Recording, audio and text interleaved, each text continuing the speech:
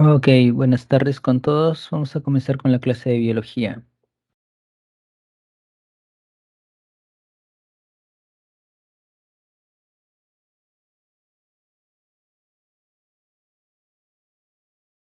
Y el día de hoy hablaremos acerca de sistema circulatorio, sistema linfático y sistema excretor, correspondiente a lo que es la semana 7.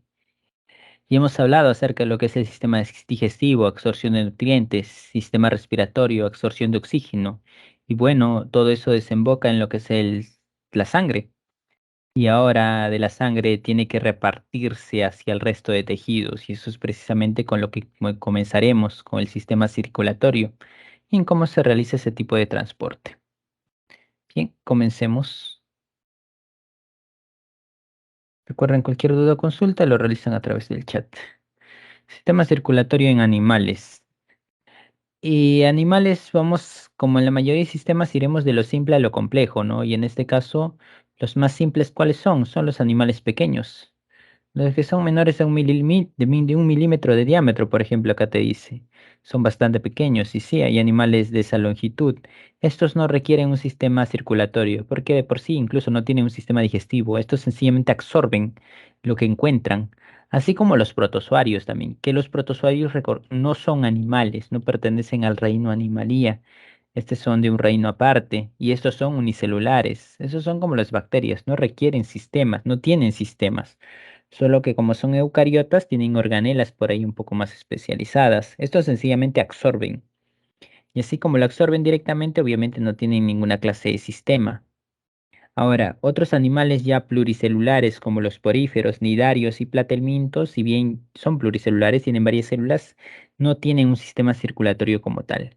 Entonces, ¿cómo llega los nutrientes hacia ellos? Por simple difusión. Esa es la palabra clave, ¿no? Por ejemplo, en poríferos ya se ha hablado, este no tiene ningún tipo de sistema, ningún tipo de tejido. ¿Cómo se alimenta? Difusión. ¿Cómo absorbe oxígeno? Difusión.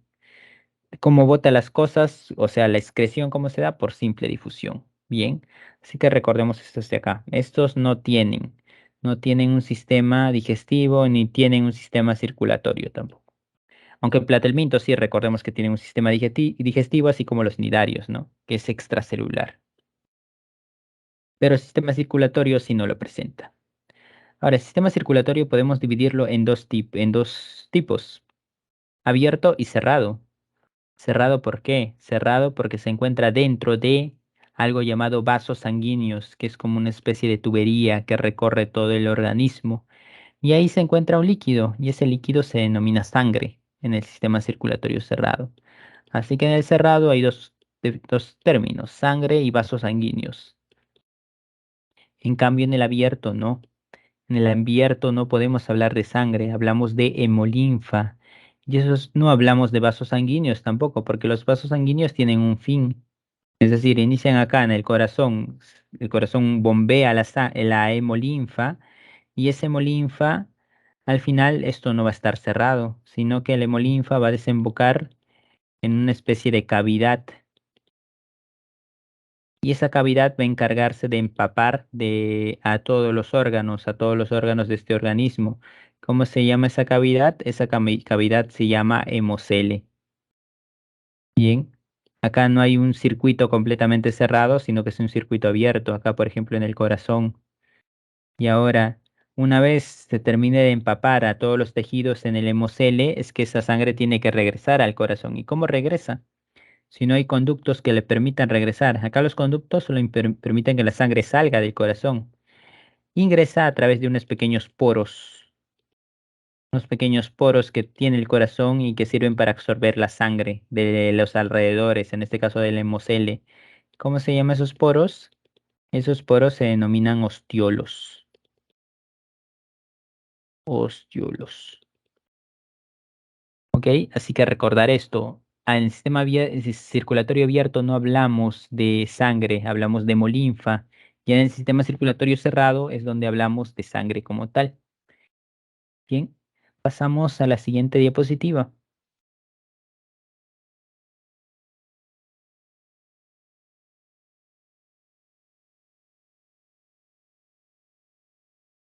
Sistema circulatorio en animales. Y bueno, acá que vamos a encontrar.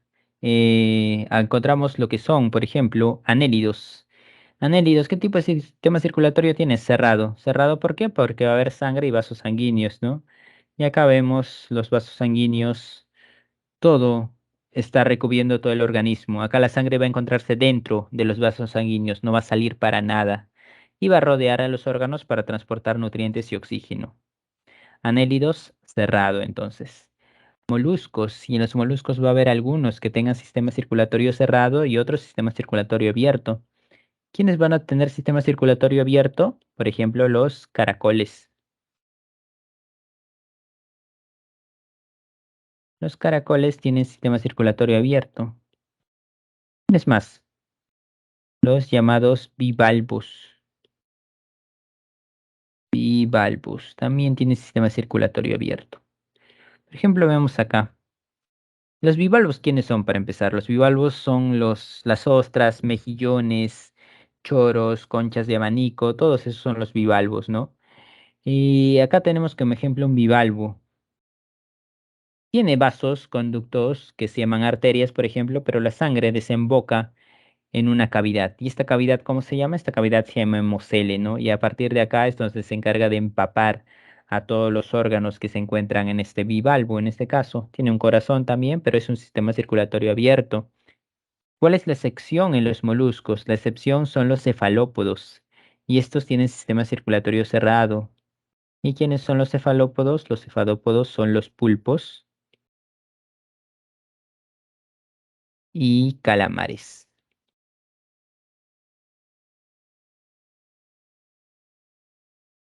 Y estos cefalópodos también tienen como característica de tener tres corazones. Tienen tres corazones. Bien. Y acá vemos también incluso los anélidos tienen varias secciones llamadas corazones como tal. Así que recordemos cefalópodos, sistema circulatorio cerrado, tres corazones. Equinodermos, sistema circulatorio cerrado también. Y artrópodos, sistema circulatorio abierto. Va a haber una hemolinfa, va a haber hemocele, va a haber ostiolos en el corazón. ¿Quiénes son los artrópodos? Si bien lo mencionaremos ya cuando toquemos animales, de una vez lo haré. Los artrópodos están abarcados por tres grupos principalmente. Los insectos. Insectos son un tipo de artrópodo. Los arácnidos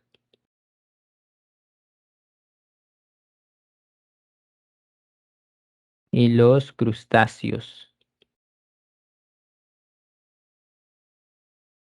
Acá los artrópodos tienen la particularidad de tener algo llamado no hemoglobina. Recordemos en los vertebrados tienen la hemoglobina, ¿no? Es una proteína encargada de transportar la sangre. En cambio, los artrópodos tienen algo diferente, no tienen la hemoglobina, tienen lo que es la hemocianina. Hemocianina. ¿Cuál es su función? Transportar oxígeno.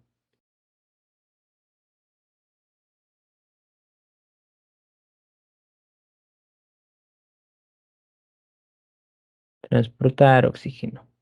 Ok, esto respecto entonces a la circulación en invertebrados. Hasta acá, ¿alguna pregunta? Si no, paso a la siguiente diapositiva. Ok, paso a la siguiente.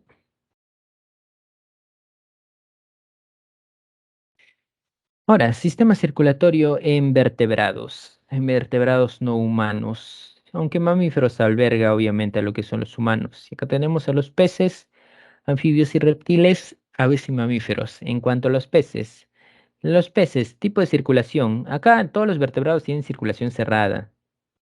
A su vez, esta va a dividir en dos tipos. ¿En cuáles? Por ejemplo, en los peces, perdón, la circulación es cerrada y también es circulación simple. ¿Por qué simple? Y es que acá nosotros vamos a describir una especie de circuito en la cual la sangre va a salir del corazón, va a pasar por las branquias, va a pasar por los órganos y va a terminar en el corazón. Se llama simple porque solo va a haber un paso a través del corazón. Por eso se denomina simple. Ahora, va a haber otra característica acá de la circulación cerrada y es el tipo completa e incompleta. Acá se le llama completa. Completa es cuando hay mezcla de sangre en el corazón. Y por ejemplo, acá tenemos que en completa se le dice completa, ¿por qué? Porque acá solo hay sangre azul. ¿Y por qué se le da pinta de azul? Se la grafica de azul porque eso representa la sangre que se denomina desoxigenada, sin oxígeno. Y acá la roja se la pinta de esa manera porque eso representa la sangre oxigenada. Esta sí presenta oxígeno. Si en el corazón esta sangre oxigenada y desoxigenada no se mezclan, se denomina completa. Y eso pasa acá, ¿no? Porque solamente hay sangre azul, solamente hay sangre desoxigenada. Por eso se denomina completa. En anfibios y reptiles, ¿qué es lo que te dice? Te dice cerrada. Ya sabemos por qué. No hay corazón y vasos sanguíneos. Ahora, te dice doble. ¿Por qué doble? Doble es diferente a simple. ¿Por qué? Porque en simple, en este circuito, solo va a haber un paso a través del corazón, pero acá en cambio en doble no. Acá en doble va a haber dos pasos.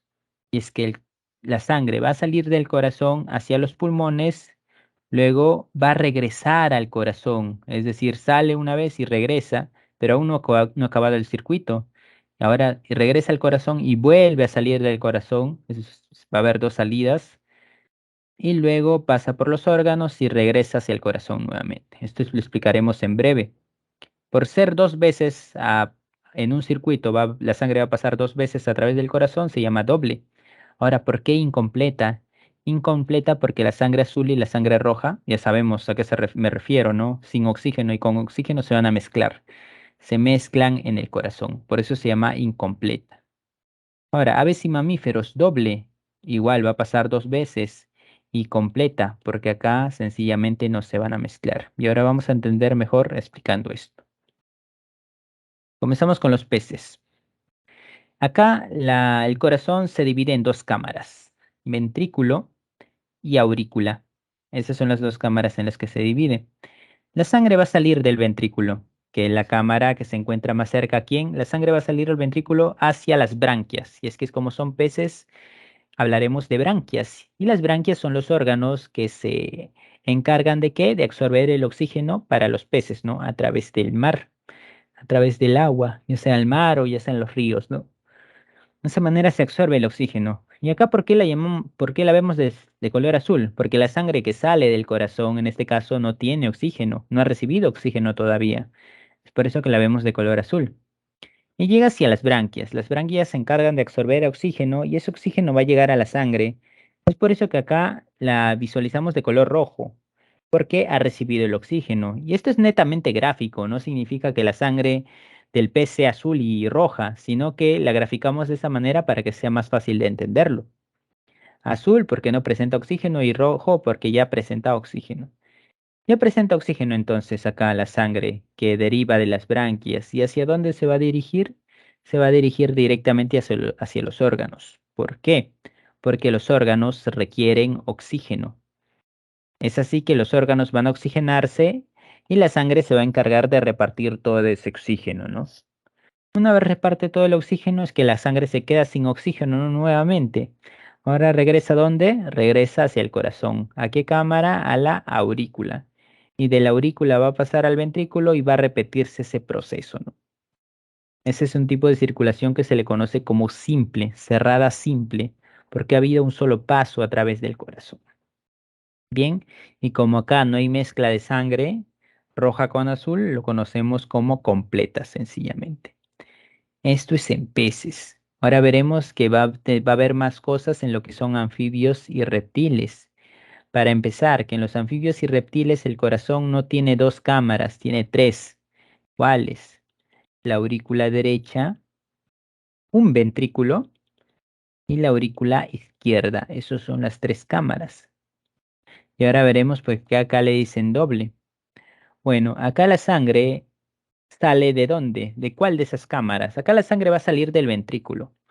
Lo mismo que acá, ¿no? De acá la sangre sale del ventrículo, acá también. La sangre sale del ventrículo. Sale del ventrículo sin oxígeno. ¿Y hacia dónde se va a dirigir? Se va a dirigir hacia los pulmones. Porque estamos hablando de anfibios y reptiles, ¿no? Aunque recordemos que los anfibios jóvenes Tienen branquias, ¿no? Pero para no complicarnos, diremos directamente pulmones de anfibios adultos, ¿no? Hacia los pulmones porque los pulmones son órganos que se encargan de absorber oxígeno. Y ese oxígeno entonces llega a la sangre. Es así que la sangre se va a oxigenar. Pero acá, a diferencia que los peces, no se va a ir directamente hacia todos los órganos, sino que se va a ir hacia el corazón. Y eso en realidad resulta ventajoso, porque acá solo se bombea la sangre una vez. Y con un impulso del corazón es que se tiene que realizar todo este recorrido. En cambio acá se impulsa una vez el corazón, se bombea una vez la sangre y va hacia los pulmones y regresa. Ahora se bombea una segunda vez para que de esa manera se agarre más fuerza, ¿no? Y así, por ejemplo, acá, si se bombea una sola vez, va hacia las branquias, pero acá ya va perdiendo fuerza y va yendo más lentamente, y acá llega al corazón con las justas, ¿no? La sangre. En cambio, acá resulta más ventajoso, ¿por qué? Porque va hacia los pulmones y luego se bombea sangre por una segunda vez para que así se tenga la suficiente fuerza para repartir la sangre hacia todos los órganos, ¿no?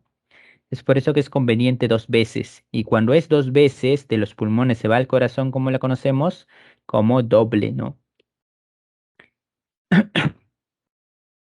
Es así que llega hacia el doble, llega hacia el corazón, ¿no? La sangre de los pulmones. Y ahora, ¿hacia qué cámara va a llegar? Llega hacia la aurícula izquierda y de la aurícula izquierda va a llegar hacia el ventrículo. Y en el ventrículo es donde se va a impulsar la sangre oxigenada. ¿Hacia dónde? Hacia los órganos. Y acá vamos a entender por qué se le conoce como incompleta. Porque el ventrículo se encargó de impulsar sangre sin oxígeno, que es la azul, y ahora se está encargando de impulsar sangre con oxígeno, que es la roja. Y eso hace que se mezclen acá, tanto sangre oxigenada como sangre desoxigenada. ¿Esto por qué? Porque el ventrículo se trabaja con ambas. Es por eso que es inevitable que se mezclen, y eso se le conoce como incompleta. Cuando se mezclan sangre azul y roja se le conoce como incompleta. Es por eso que acá lo vemos de color morado incluso, ¿no? Y bueno, ¿recorre a través de cuál? Del ventrículo, impulsa sangre. ¿Hacia dónde? Hacia los órganos. Y se encarga de repartir sangre hacia todos los órganos del organismo, ¿no? Del animal. Luego de eso, de que reparta toda la sangre, es que ésta va a caer, va a desembocar en dónde? A quedarse sin oxígeno y va a llevarlo finalmente hasta la aurícula derecha, ¿no? Completando el circuito. Y acá vemos que la sangre ha salido dos veces del corazón para completar el circuito. Una para ir hacia los pulmones y otro para ir hacia los órganos, ¿no? Es por eso que lo conocemos como circulación doble. E incompleta, ¿por qué? Porque acá se mezcla tanto sangre oxigenada como desoxigenada. En cuanto a aves y mamíferos, vamos a conocer lo que es doble y completa. ¿Cómo comienza acá todo esto? Para empezar, acá ya no va a haber tres cámaras, va a haber una cámara más, cuatro cámaras. Y eso hace que este tipo de circulación sea más compleja que esta y más evolucionada a la vez. Y este tipo de circulación sea más compleja que esta, ¿no? Y esto va de la mano con los animales también, ¿no? Y es que las aves y mamíferos son más evolucionados que los anfibios y reptiles, y estos a su vez son más evolucionados que los peces, ¿no? Mientras más evolucionado sea un organismo, tiene sistemas más complejos y con más ventajas. Y acá vamos a ver cuál es la ventaja. Para empezar, el corazón está dividido en cuatro cámaras. Aurícula derecha, ventrículo derecho, aurícula izquierda y ventrículo izquierdo. Y acá qué vamos a tener, el corazón se divide en cuatro cámaras y vemos que la parte izquierda y la parte derecha son casi como si estuvieran independientes, no, no chocan para nada. Es como si este corazón estuviera compuesto por dos bombas. La bomba de la derecha se encarga de trabajar la sangre desoxigenada y la bomba de la izquierda de trabajar la sangre oxigenada. Y eso hace que se denomine completa, porque la sangre desoxigenada y la oxigenada no van a chocar para nada, ¿no? Hay dos ventrículos acá. Y es la diferencia de esta, ¿no? Que solo tenía un ventrículo. Y bueno, ¿cómo inicia todo esto? Todo inicia con el ventrículo derecho. El ventrículo derecho se va a encargar de impulsar sangre, bombear sangre ¿hacia dónde? Hacia los pulmones, ya sabemos, ¿no? Para recibir oxígeno. Ahora la sangre oxigenada va a dirigirse ¿hacia dónde? Va a dirigirse hacia el corazón, que parte exactamente la aurícula izquierda. Y de la aurícula izquierda va a caer sangre en lo que es el ventrículo izquierdo. Y del ventrículo izquierdo va a salir sangre. ¿Hacia dónde? Hacia todos los órganos. Se va a repartir sangre hacia todos los órganos hasta que la sangre se quede sin oxígeno y retorne hacia lo que es el corazón, exactamente hacia la aurícula derecha, repitiéndose de esa manera el circuito. Y esto, así como se da en aves y mamíferos, se va a dar en humanos y hay que guiarnos de esto para entender más acerca del corazón humano. ¿Ok? Eh, Hasta ahí, ¿hay alguna pregunta? Si no, pasamos a la siguiente diapositiva.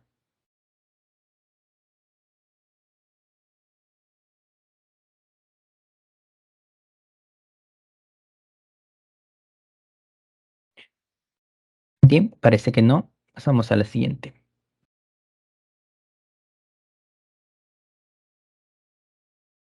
Sistema circulatorio humano. Veamos, primero comencemos con lo que es el corazón. Y acá tenemos que hacer ya definiciones, ¿no? Primero, ventrículos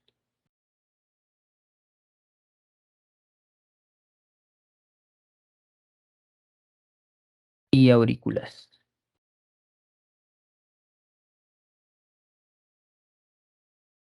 Para no confundirnos mucho, y es que los ventrículos son de donde la sangre va a salir. Los ventrículos son los que eyectan la sangre, vamos a poner, ¿no? Eyectan la sangre de dónde? Eyectan la sangre del corazón.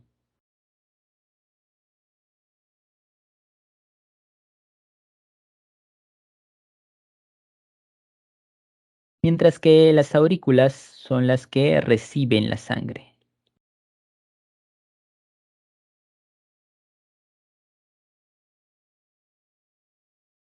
Reciben la sangre.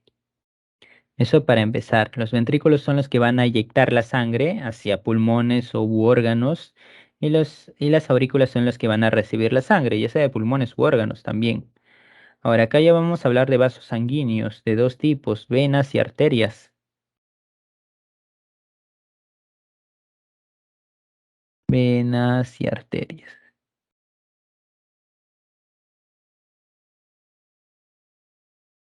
Y bueno, ¿qué son las venas? Las venas son vasos sanguíneos de los cuales van a llevar sangre al corazón.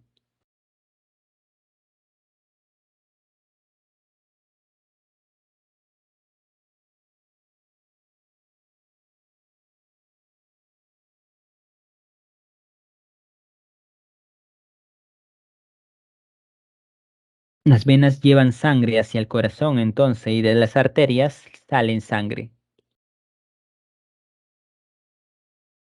Sale sangre del corazón. Lo contrario, ¿no?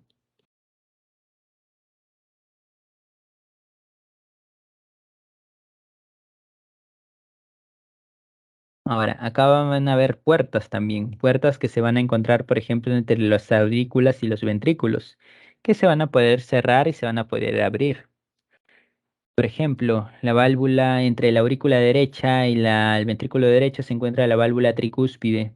Vamos a ponerle acá un número uno. Y entre la aurícula izquierda y el ventrículo izquierdo se encuentra la válvula conocida como mitral, que son puertas que limitan entre aurícula y ventrículo. Es por eso que uno y 2 se conocen como válvulas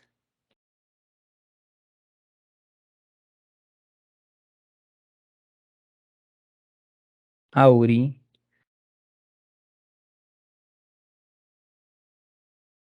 auriculoventriculares. ¿Por qué se llaman así? Porque se encuentra entre la aurícula y ventrículo. En conjunto, la válvula tricúspide y la válvula mitral se llama válvulas auriculoventriculares. Ahora no son las únicas. También tenemos la denominada válvula pulmonar y tenemos la denominada válvula aórtica, que igual son puertas que limitan qué cosa. Por ejemplo, en este caso, válvula pulmonar va a limitar la arteria pulmonar con el ventrículo derecho. En la válvula aórtica va a limitar lo que es la arteria denominada aorta con el ventrículo izquierdo. Ya esto, 3 y 4 a ambas en conjunto, como se le conoce como válvulas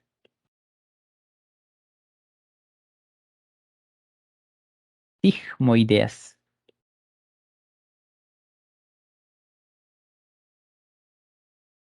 Válvulas sigmoideas. Ok, explicaremos entonces qué ocurre acá en el corazón. Vamos a comenzar a partir de lo mismo, a partir del ventrículo derecho. Entonces el ventrículo derecho va a eyectar sangre. ¿Hacia dónde? Hacia los pulmones. ¿Cuál es la arteria que permite la llegada de sangre a los pulmones? O la sangre que va a salir del corazón es la denominada arteria pulmonar. Es así que el ventrículo derecho va a inyectar sangre a través de la arteria pulmonar. En la arteria pulmonar hay algo llamado válvula pulmonar, la cual se va a tener que abrir para que salga la sangre del ventrículo derecho. Sale la sangre hacia la arteria pulmonar y lo va a llevar hacia dónde? Lo lleva hacia los pulmones, para que de esa manera la sangre se oxigene, ¿no? Recordemos, está azul porque la sangre acá no tiene oxígeno. La sangre se va a oxigenar entonces. Y se oxigena en los pulmones y ahora va a regresar. ¿Regresa hacia dónde? Regresa hacia el corazón. ¿A través de qué? A través de unas venas. Recuerden, sale sangre del corazón a través de arterias y regresa a través de venas. ¿Cómo se llaman esas venas? Se llama venas pulmonares. La sangre, la sangre del pulmón regresa al corazón a través de venas pulmonares. Y esas venas pulmonares van a desembocar ¿en dónde? En la aurícula izquierda. De la aurícula izquierda tiene algo llamado válvula mitral, la cual se va a abrir para que la sangre pase de la aurícula izquierda al ventrículo izquierdo. Y ahora el ventrículo izquierdo, ¿qué va a pasar? Va a inyectar sangre una segunda vez, pero ¿hacia dónde? Va a inyectar sangre a través de algo llamado arteria. ¿Pero qué tipo de arteria? La arteria conocida como arteria aorta, la cual va a llevar sangre hacia todos los órganos del cuerpo humano. Ahora, la arteria aorta tiene también su válvula, conocida como válvula aórtica, la cual se va a tener que abrir. Es así que toda la sangre pasa por la aorta y se encarga de llevarlo a todos los órganos del cuerpo humano. Luego de que la sangre se haya cansado bueno, no se haya cansado, sino que la sangre haya terminado de repartir oxígeno, es que va a regresar al corazón. ¿A través de qué regresa al corazón? A través de venas. ¿Cómo se llaman esas venas? Venas cavas. La vena cava superior y la vena cava inferior. ¿Y dónde van a desembocar? Van a desembocar en la aurícula derecha. Y de la aurícula derecha va a pasar a lo que es el ventrículo derecho, abriéndose la válvula tricúspide. Y de esa manera se va a repetir el ciclo de transporte de sangre en el corazón. Bien, hasta ahí, ¿tienen alguna pregunta?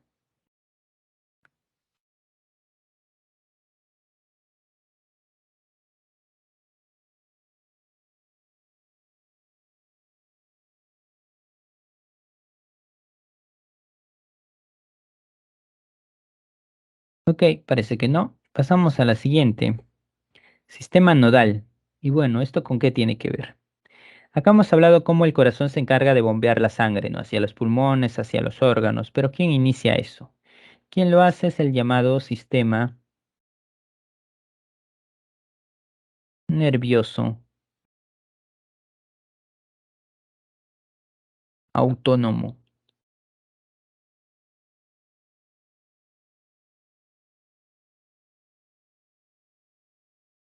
Sistema nervioso autónomo conocido también como sistema nervioso vegetativo, que se divide en simpático y parasimpático, ¿no? Ese sistema se encarga de controlar los latidos del corazón, que nuestro corazón lata rápido, que nuestro corazón lata lento, ¿no? La llamada taquicardia y bradicardia respectivamente, la cual lo desarrollaremos más en el cuando toquemos el tema del sistema nervioso.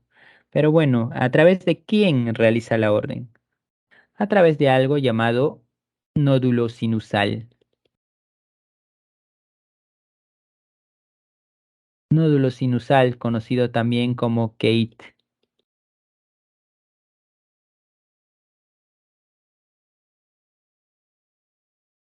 Gate-Flet, que es el nombre de los científicos que precisamente lo descubrieron, el nódulo sinusal.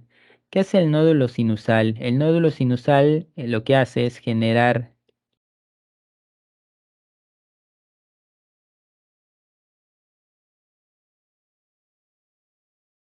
un impulso eléctrico. Es como si generara un chispazo el nódulo sinusal en este punto. ¿Dónde se encuentra el nódulo sinusal? Vamos a ponerlo acá.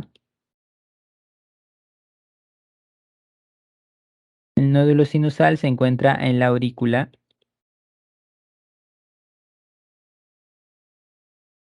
derecha.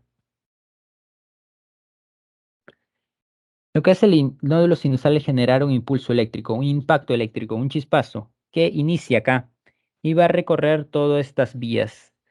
¿Hacia dónde? Bueno, va a llegar en algo llamado nódulo atrioventricular también.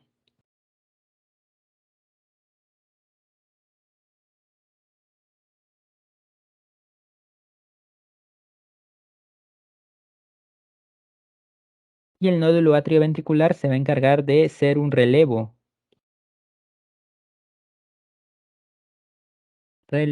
para el impulso eléctrico. ¿Eso qué significa? El nódulo sinusal genera un impulso eléctrico.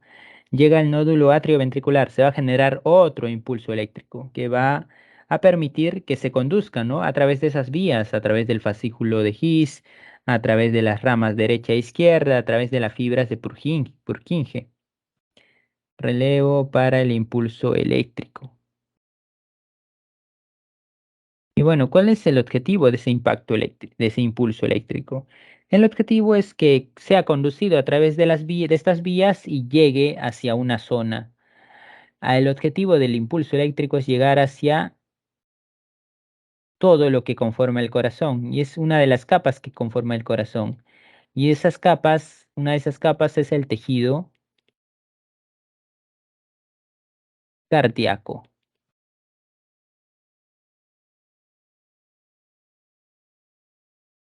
tejido muscular, ¿no? Muscular cardíaco estriado o estriado cardíaco.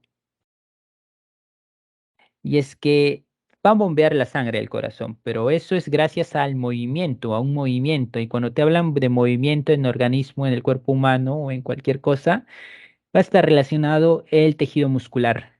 Y recordemos que el corazón está envuelto del tejido muscular estriado cardíaco, ¿no? Conocido como miocardio también.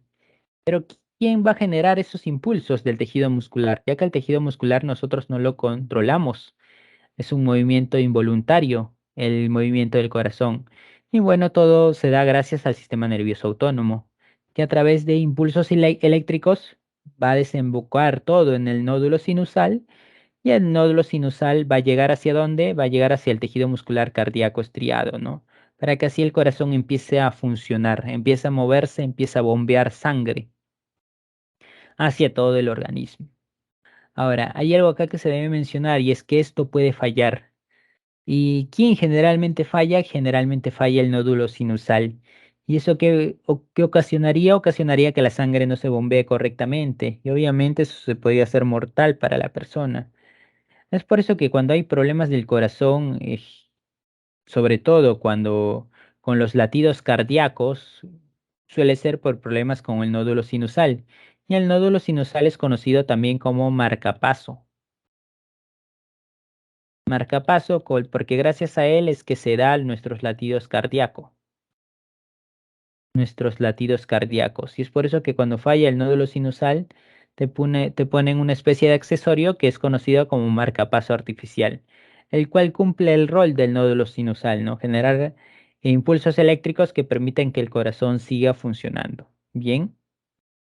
Ese es el nódulo, el sistema nodal. Entonces, respecto a la circulación sanguínea, esto es más de lo que hemos explicado, solo que está graficado quizá un poco mejor a como lo expliqué. Y es que este es el corazón y acá hay dos pulmones. La sangre que va a salir del ventrículo derecho va a dirigirse hacia los pulmones a través de la vena pulmonar. Pero esta vena pulmonar se va a dividir en dos, porque obviamente son dos pulmones. Debe dirigirse a secciones distintas. Se divide en dos y llega hacia los pulmones y recoge el oxígeno. Y del oxígeno igual van a salir dos venas, pero esas venas van a conformar una sola, que es la vena pulmonar. Y esa vena pulmonar va a llegar ¿dónde? Va a llegar al corazón para que reciba toda la sangre oxigenada. Del corazón a través del ventrículo izquierdo y la arteria aorta igual, ¿no? Es esta de acá, va a dividirse en varios tipos de arterias para que se encargue de repartir toda la sangre. Finalmente, todas las venas que salgan de los órganos se van a conformar en una sola, en la llamada vena cava inferior o superior. Vena cava inferior si derivan de los órganos que se encuentran por debajo del corazón, y vena cava superior si deriva del órgano que se encuentra por encima del corazón, el cual es el cerebro, cual también tiene que pasar sangre por el cerebro. Ahora acá vemos dos conceptos: circulación menor o pulmonar y circulación mayor, conocida también como sistémica. Y bueno, ¿esto a qué se refiere? Esto se refiere a que la circulación pulmonar se refiere a la sangre que es conducida desde el corazón hacia los pulmones y retornan hacia el corazón. ¿Por qué se llama menor? Porque el circuito es menor, ¿no? Solo tiene que ir hacia los pulmones y regresar al corazón. En cambio, se llama mayor sistémica porque el circuito es mayor. Tiene que repartir sangre a todos los órganos y hace que se generen varios tipos de arterias y venas. Bien, por eso ya recibe ese nombre, circulación mayor o sistémica.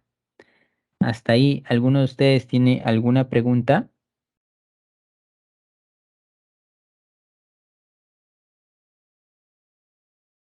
Parece que no. Pasamos a la siguiente diapositiva.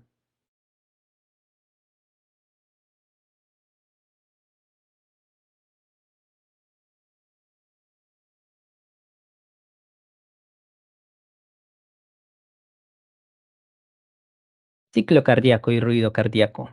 Bueno, acá en ruidos cardíacos, si bien puede resultar confuso, acá tenemos que recordarnos de dos nada más: el primer ruido cardíaco y el segundo ruido cardíaco. El tercero es uno que se suele dar en la niñez, no se da en adultos y en cuarto, y el cuarto es algo netamente patológico. Es decir, cuando tenemos problemas con el corazón, es cuando se da el cuarto ruido cardíaco. En cuanto al primero y el segundo, son los que se van a dar en todos los adultos, no como nosotros. Veamos, ¿cómo se dan los ruidos cardíacos entonces? Todo comienza acá: contracción isovolumétrica. Acá tenemos que señalar algo para que no resulte tan confuso. Contracción isovolumétrica y relajación isovolumétrica. Esto hace referencia a los ventrículos.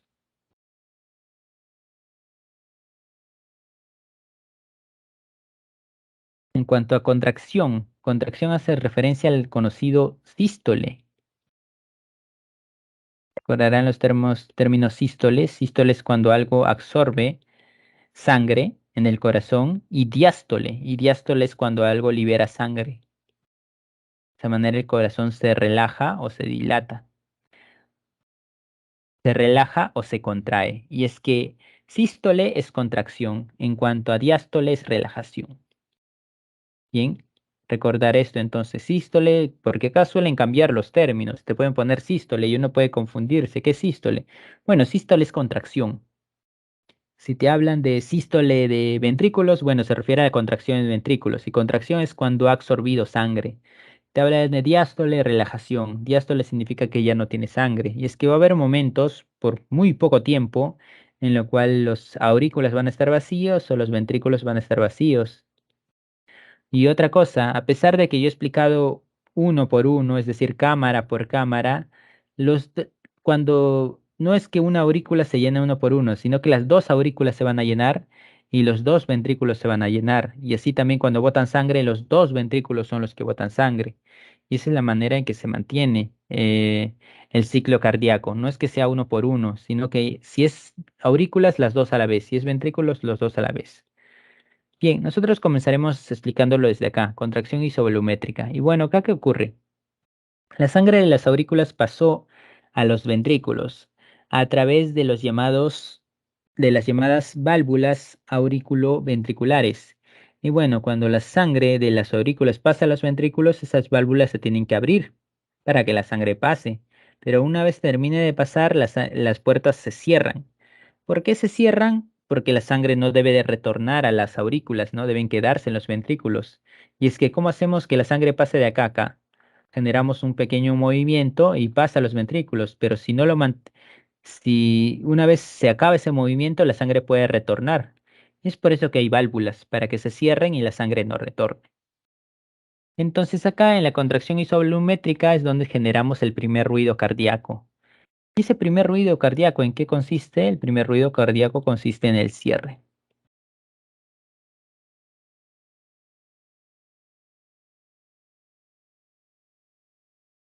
A ver, acá lo escribimos mal. Sería cierre de válvulas.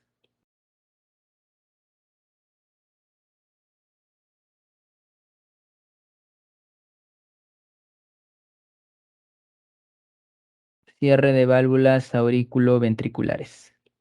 ¿Cuáles son las válvulas auriculoventriculares? La mitral y la tricúspide, ¿no?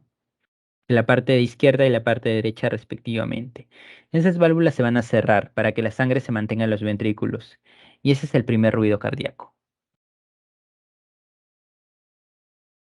Bien, luego de que eso, ¿qué va a ocurrir? Bueno, la sangre se mantiene en los ventrículos. ¿Y por qué se mantiene en los ventrículos? Porque acá las otras puertas, que son las válvulas sigmoideas, las cuales tapan a las arterias, están cerradas también. Pero esas puertas sigmoideas, las válvulas sigmoideas se van a abrir, de tal manera que la sangre va a salir de los ventrículos. ¿Eso cómo se le conoce? Se le conoce como eyección. La sangre sale de los ventrículos hacia su respectiva arteria, y esa es la eyección precisamente. Y una vez finaliza la eyección, es que los ventrículos se quedan totalmente libres, quedan totalmente limpios, y las válvulas sigmoideas se van a cerrar. Ese es cuando se representa el segundo ruido cardíaco. ¿Cuándo es el segundo ruido cardíaco? Cuando se cierran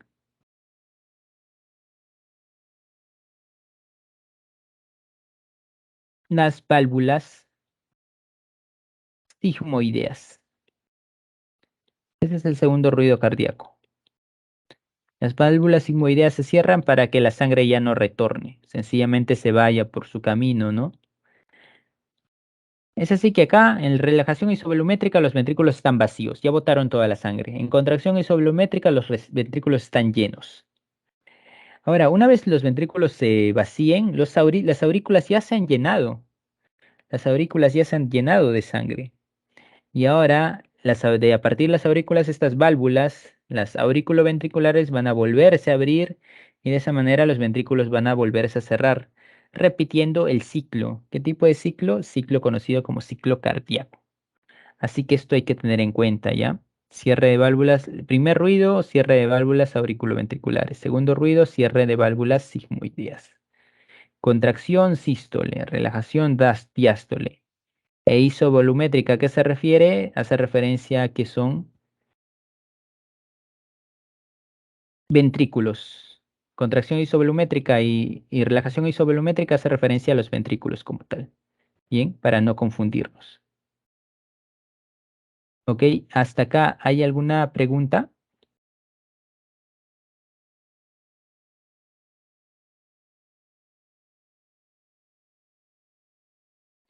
Pasamos a la siguiente diapositiva.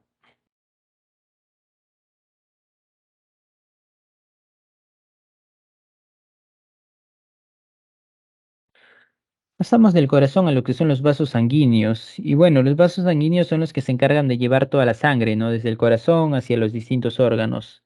¿Cuántos conocemos? Venas, arterias y capilares. Venas son las que llevan la sangre de los tejidos al corazón, ¿no? Son las que desembocan en el corazón. Y arterias son los que sacan sangre a través del corazón, a través de los ventrículos. Diferencias entre venas y arterias. Bueno, a nivel estructural, las venas son más grandes que las arterias. Las arterias son más delgadas, de menor diámetro.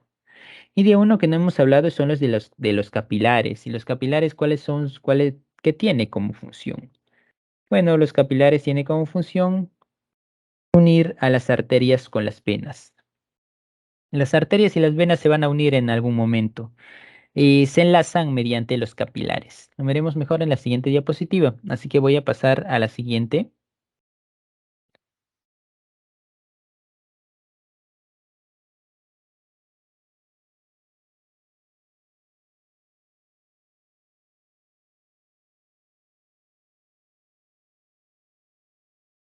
En lo que son vasos sanguíneos, entonces tenemos arterias y venas y lo que son capilares. Veamos esto entonces. Las arterias sacan sangre del corazón, llevan sangre desde el corazón. ¿Hacia dónde? Hacia los órganos. Y acá lo están llevando, ¿no? Aunque acá no dibujan el órgano para centrarnos precisamente en los vasos sanguíneos, llevan la sangre. Y acá cuando están a punto de chocar con un órgano, la arteria se va a dividir, se va a fragmentar en pequeñas arterias. Esas pequeñas arterias, ¿cómo se llaman? Se llaman arteriolas. Y esas arteriolas van a limitar con un capilar. Y el capilar es lo que se encuentra en el medio, ¿no? Esos bordes que parecen mallas. Luego del capilar va a servir como nexo, entonces, entre estas arteriolas y unas venas bastante pequeñas que se llaman vénulas. Y acá la corriente va a seguir este proceso, ¿no? Pasa de las arteriolas a capilares y luego de esto va a pasar a lo que son las venas para que las venas se encarguen de llevar la sangre hacia el corazón. Ahora, en cuanto a capas, tanto venas como arterias tienen tres capas: endotelio, tejido muscular liso, que recordemos son los que envuelven a las vísceras, pero también a lo que son las arterias y venas, y tienen tejido conectivo también. Ahora, este endotelio no es tejido epitelial, no confundir. Endotelio es un tipo también de tejido conectivo. Y vemos que el endotelio no solo se encuentra en las arterias, también en las venas e incluso también en los capilares. Arterias y venas tienen las mismas tres capas, ¿no? La diferencia, como les digo, es el tamaño. Las venas son un poco más gruesas que las arterias. Y los capilares no, los capilares solo tienen una capa y una capa de endotelio. Estos no tienen tejido muscular. Bien, acá vemos entonces al a lo que es las arterias y a lo que son las venas. Las venas a su vez tienen la particularidad de tener válvulas a lo largo de todo su recorrido. En cambio, las arterias, las únicas válvulas que presentan son al inicio, cuando salen del corazón. Recordemos las válvulas sigmoideas, ¿no? La aórtica y la pulmonar. Esas son las únicas que presentan las arterias. En cambio, las venas presentan válvulas a lo largo de todo su viaje. En cuanto a los capilares, también mencionar, los capilares, como no tienen muchas capas, eso les da ver,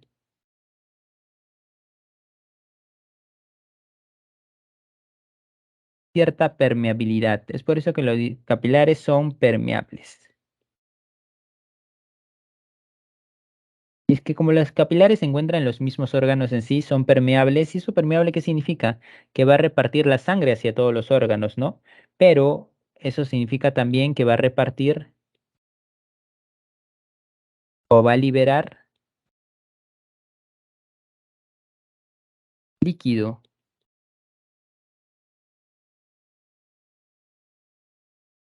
intersticial.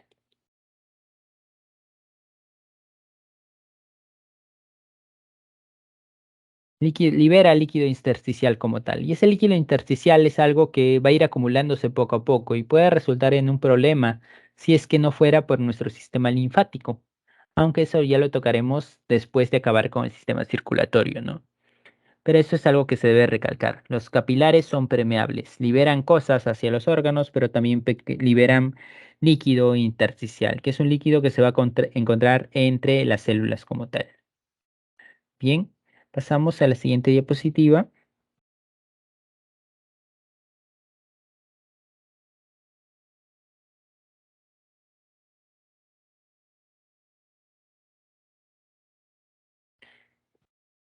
Esquema del sistema circulatorio en mamíferos. Y bueno, eso es algo que hemos mencionado, ¿no? Del corazón va a salir la sangre. Como les digo, les explicaba parte por parte, ¿no? Pero en realidad es a la vez.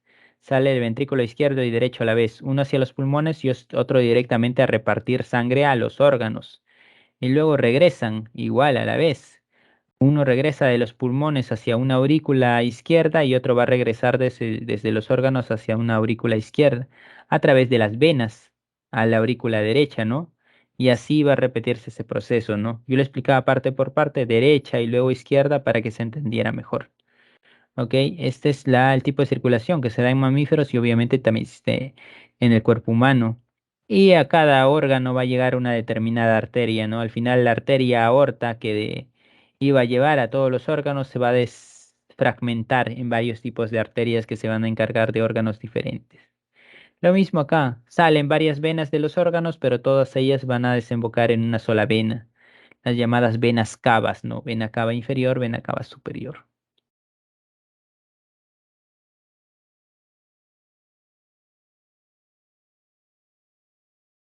Luego de lo que es la circulación, tenemos lo que es la coagulación sanguínea. Y bueno, ¿qué es esto? Quizá no tiene que ver mucho con circulación, pero sí es parte de la sangre. Y es que en la sangre tenemos eritrocitos. Los eritrocitos son lo que se encargan de el transporte de oxígeno. Tenemos glóbulos blancos que se encargan de nuestras defensas y tenemos plaquetas también, que se encargan de coagulación sanguínea. Y es que, ¿qué ocurre? Si nosotros sufrimos un corte, y empieza a salir sangre, es porque se dañó un vaso sanguíneo e inmediatamente tiene que repararse, porque la sangre es bastante importante, como bien sabemos, ¿no? No puede perderse mucha sangre. Y hay una manera de protegernos contra ello. Eso se le conoce como coagulación. Cuando empieza a salir sangre, inmediatamente empiezan a funcionar los mecanismos de coagulación. Entonces, ¿qué va a pasar acá? Por ejemplo, sufrimos un corte. Y al sufrir un corte es que las plaquetas van a empezar a reconocer ese corte y van a acumularse a especie de tapón. Pero las plaquetas no son las únicas, sino que acá también participa una proteína llamada fibrina. Es así que un coágulo, un llamado coágulo sanguíneo, que seguramente han escuchado, está conformada por plaquetas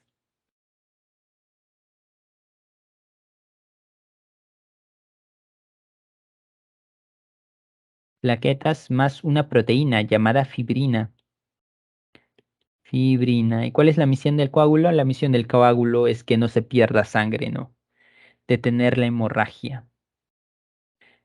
Las plaquetas ya están libres en la sangre, pero la fibrina no. No es tan fácil obtener la fibrina. Esto es el producto de una cadena de reacciones. Entonces, ¿qué ocurre? Cuando una pared, cuando un vaso sanguíneo se daña, va a enviar una señal a una proteína llamada tromboplastina. ¿Qué hace esa tromboplastina? La tromboplastina lo que va a realizar es convertir una proteína inactiva, va a activarla. Va a activar esta proteína. Activa a la protrombina de tal manera que se convierte en trombina. La trombina ya está lista. Esa es la versión activa. Como protrombina solo no hace nada, pero trombina sí puede hacer algo. Esa trombina, ¿cuál va a ser su función? Va igual a activar a una proteína. ¿A quién? Al fibrinógeno. De tal manera que lo activa y se convierte en fibrina. De esa manera se obtiene fibrina. O sea, es una cadena de reacciones. No es tan sencillo como que se encuentra ahí listo. La fibrina entonces se obtiene y se va a unir a las plaquetas para conformar el coágulo sanguíneo. ¿A qué vemos, no? Una coagulación normal, ¿en qué consistiría? Que cuando sufrimos una herida, un corte, una caída o algo, empieza a salir sangre. Y al salir sangre, inmediatamente las plaquetas y la fibrina van a conformar el coágulo sanguíneo. Eso es lo normal. Y acá hay una particularidad, ¿no? Que hay una enfermedad llamada hemofilia en la cual este proceso no se va a realizar. Y ese tipo de persona frente a cualquier corte va a resultar bastante peligroso porque sencillamente empezaría a perder sangre y no tendría mecanismos de coagulación. Pero de eso ya hablaremos cuando toquemos la clase de genética. Bien, hasta con esto hemos finalizado lo que es el sistema circulatorio. ¿Hasta ahí tienen alguna pregunta o si no paso a la siguiente diapositiva?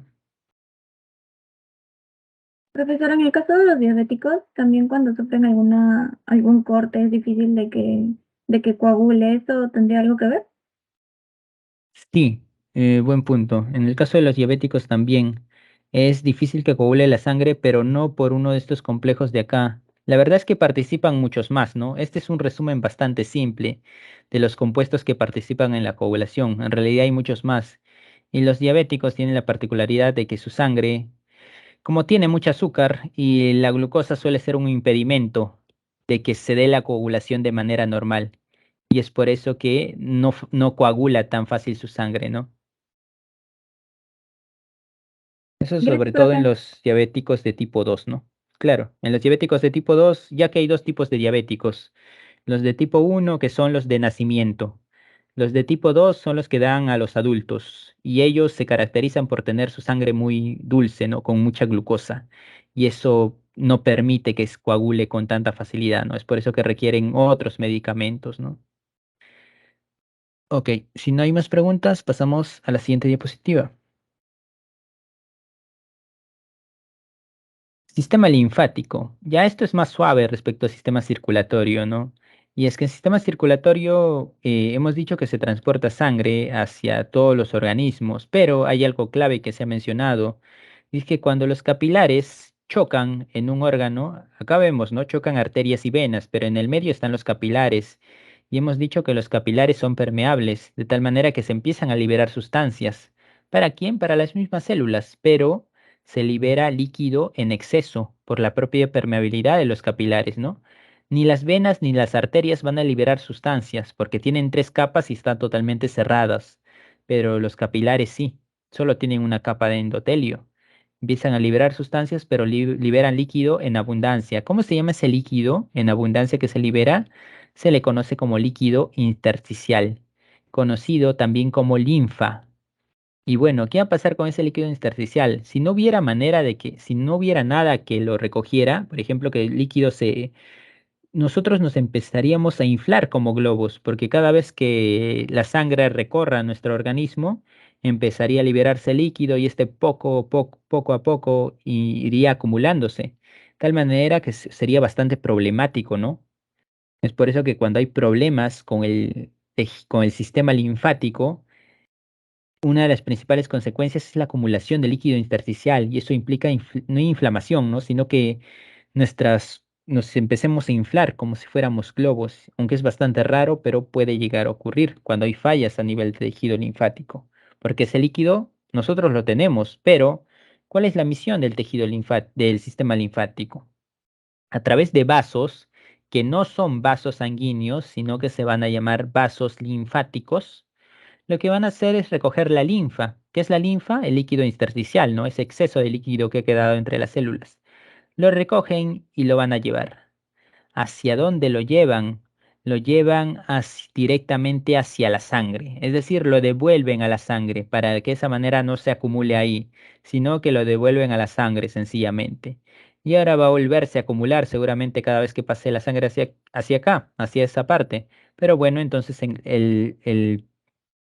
lo que hace el sistema linfático es eso, devolver el líquido intersticial. ¿Hacia dónde? Lo devuelven hacia la sangre, ¿no? A través de las arterias, a través de las venas, devuelven la sangre. Esa no es la única función. Si bien es la principal, y de hecho, gracias a eso es que lleva su nombre, ¿no? Sistema linfático, vasos linfáticos, linfa, sino que su otra función, por ejemplo, acá dice absorber y transportar el kilo intestinal. Y el kilo intestinal se refiere a las grasas, ¿no?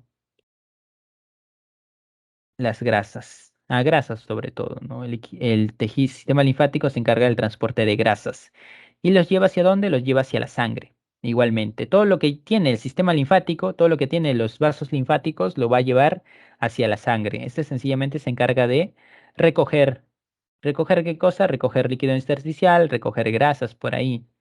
Pero algo más que también es importante que realiza el sistema linfático es maduración de linfocitos. ¿Y qué son linfocitos? Los linfocitos hay de dos tipos, linfocitos T y linfocitos B. Y los linfocitos B, por ejemplo, se encargan de la generación de anticuerpos. Acá te dicen ganglios. Acá vamos a poner ganglios linfáticos para no confundirnos. Es que cuando hablemos de sistema nervioso va a haber algunos animales que tengan algo llamado ganglios, pero no es lo mismo. Acá es ganglios linfáticos. Y eso es parte del sistema linfático. Los ganglios linfáticos son como pequeñas esferas, ¿no?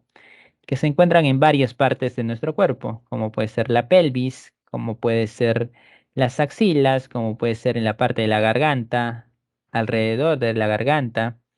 ¿Y cuál es la función de estos ganglios linfáticos? Tienen una función fundamental en el sistema inmune. Y bueno, ¿qué es el sistema inmune? ¿Qué es lo que hace? Protegernos. ¿Protegernos de quién? Protegernos de toda bacteria y virus que ingrese, ¿no? La cuestión es cuando una bacteria o virus ingresa, entonces nuestras células lo detectan y empiezan a producir material de defensa, pero se toma su tiempo. Y ahí la clave para evitar o acortar ese tiempo que se pueden tomar nuestro sistema inmune son las vacunas, por ejemplo, ¿no? ¿Cuál era cuando nos inyectaban la vacuna del COVID? ¿Por qué lo hacían a través del hombro, ya sea izquierdo o derecho? Hay una razón, no es que no hicieran por las puras, y es porque cerca al hombro se encuentra ¿quiénes? Se encuentran los ganglios linfáticos axilares. De esa manera que cuando nos inyectan la vacuna del COVID, que en realidad está compuesto por partes del virus, esta iba a ser recibida ¿por quién? Por los ganglios linfáticos. Y en los ganglios linfáticos se encuentran los linfocitos. Y estos lo iban a reconocer. Iban a reconocer a la vacuna del COVID y de esa manera iban a empezar a producir anticuerpos contra ella, contra esta vacuna. De tal manera que cuando nosotros nos enfermemos por COVID o por cualquier enfermedad, recuerden que la mayoría de vacunas se da acá en el hombro. Cuando nosotros nos enfermemos frente a ello, inmediatamente ya tenemos cómo protegernos. ¿Por qué? Porque nuestros linfocitos están maduros. Eso se le conoce como maduración. Cuando nuestros linfocitos reconocen a una bacteria, reconocen a un virus, algo que puede ser perjudicial frente a nosotros, eso se le llama maduración. ¿Y dónde ocurre esa maduración? Esa maduración ocurre en los ganglios linfáticos. ¿Bien? Bueno, acá no le ponen ganglios linfáticos, ¿no? Sino le ponen nódulos. Le cambian de nombre, nódulos, nódulos axilares, pero bueno, son ganglios linfáticos. Nódulos, nódulos, pero son ganglios linfáticos. Bien. Así que recuerden, el sistema linfático no solamente transporte de líquido intersticial o linfa, sino también maduración de linfocitos en los ganglios linfáticos. Pasamos a la siguiente diapositiva. Profesor, entonces, ¿por qué los ganglios se inflamarían, los que están cerca de la garganta? En ese caso se inflaman porque el proceso de infección generalmente se da de manera respiratoria. Y como estos sí o sí van a reconocer a las bacterias, ¿qué ocurre en ese proceso de inflamación? Es que en ese proceso de reconocimiento, proceso de inflamación va de la mano, ¿no? Con el exceso de trabajo que están realizando, porque la infección suele darse sobre todo vía respiratoria. Y cuando se da por vía respiratoria, bacterias o ingresan por ahí, a qué ganglios se encuentran más cerca? Estos, ¿no? Así que estos tienen que reconocerlo. Y porque es por eso estos siempre suelen inflamarse cuando nosotros nos infectamos de manera respiratoria, porque estos reciben a las bacterias precisamente. ¿Para qué? Para que nuestros linfocitos los reconozcan, ¿no? No sé si se entendió eso o hay algo más. Entonces, cada que entra una bacteria, ¿se va a inflar los ganglios? No. Eso sobre todo cuando las enfermedades son graves. Por ejemplo, cuando nos da una gripe estacional, que nos da todos los años. ¿Por qué no se inflaman los ganglios en ese caso? Porque nuestro cuerpo ya tiene linfocitos contra esa gripe estacional, ya la conoce. A lo mucho tenemos síntomas, pero cuando tenemos algo nuevo, algo que no lo ha reconocido en nuestro cuerpo, es ahí cuando se empiezan a inflamar los ganglios. Gracias, profesor. Ok. ¿Alguna pregunta hasta ahí? Si no, pasamos a la siguiente diapositiva.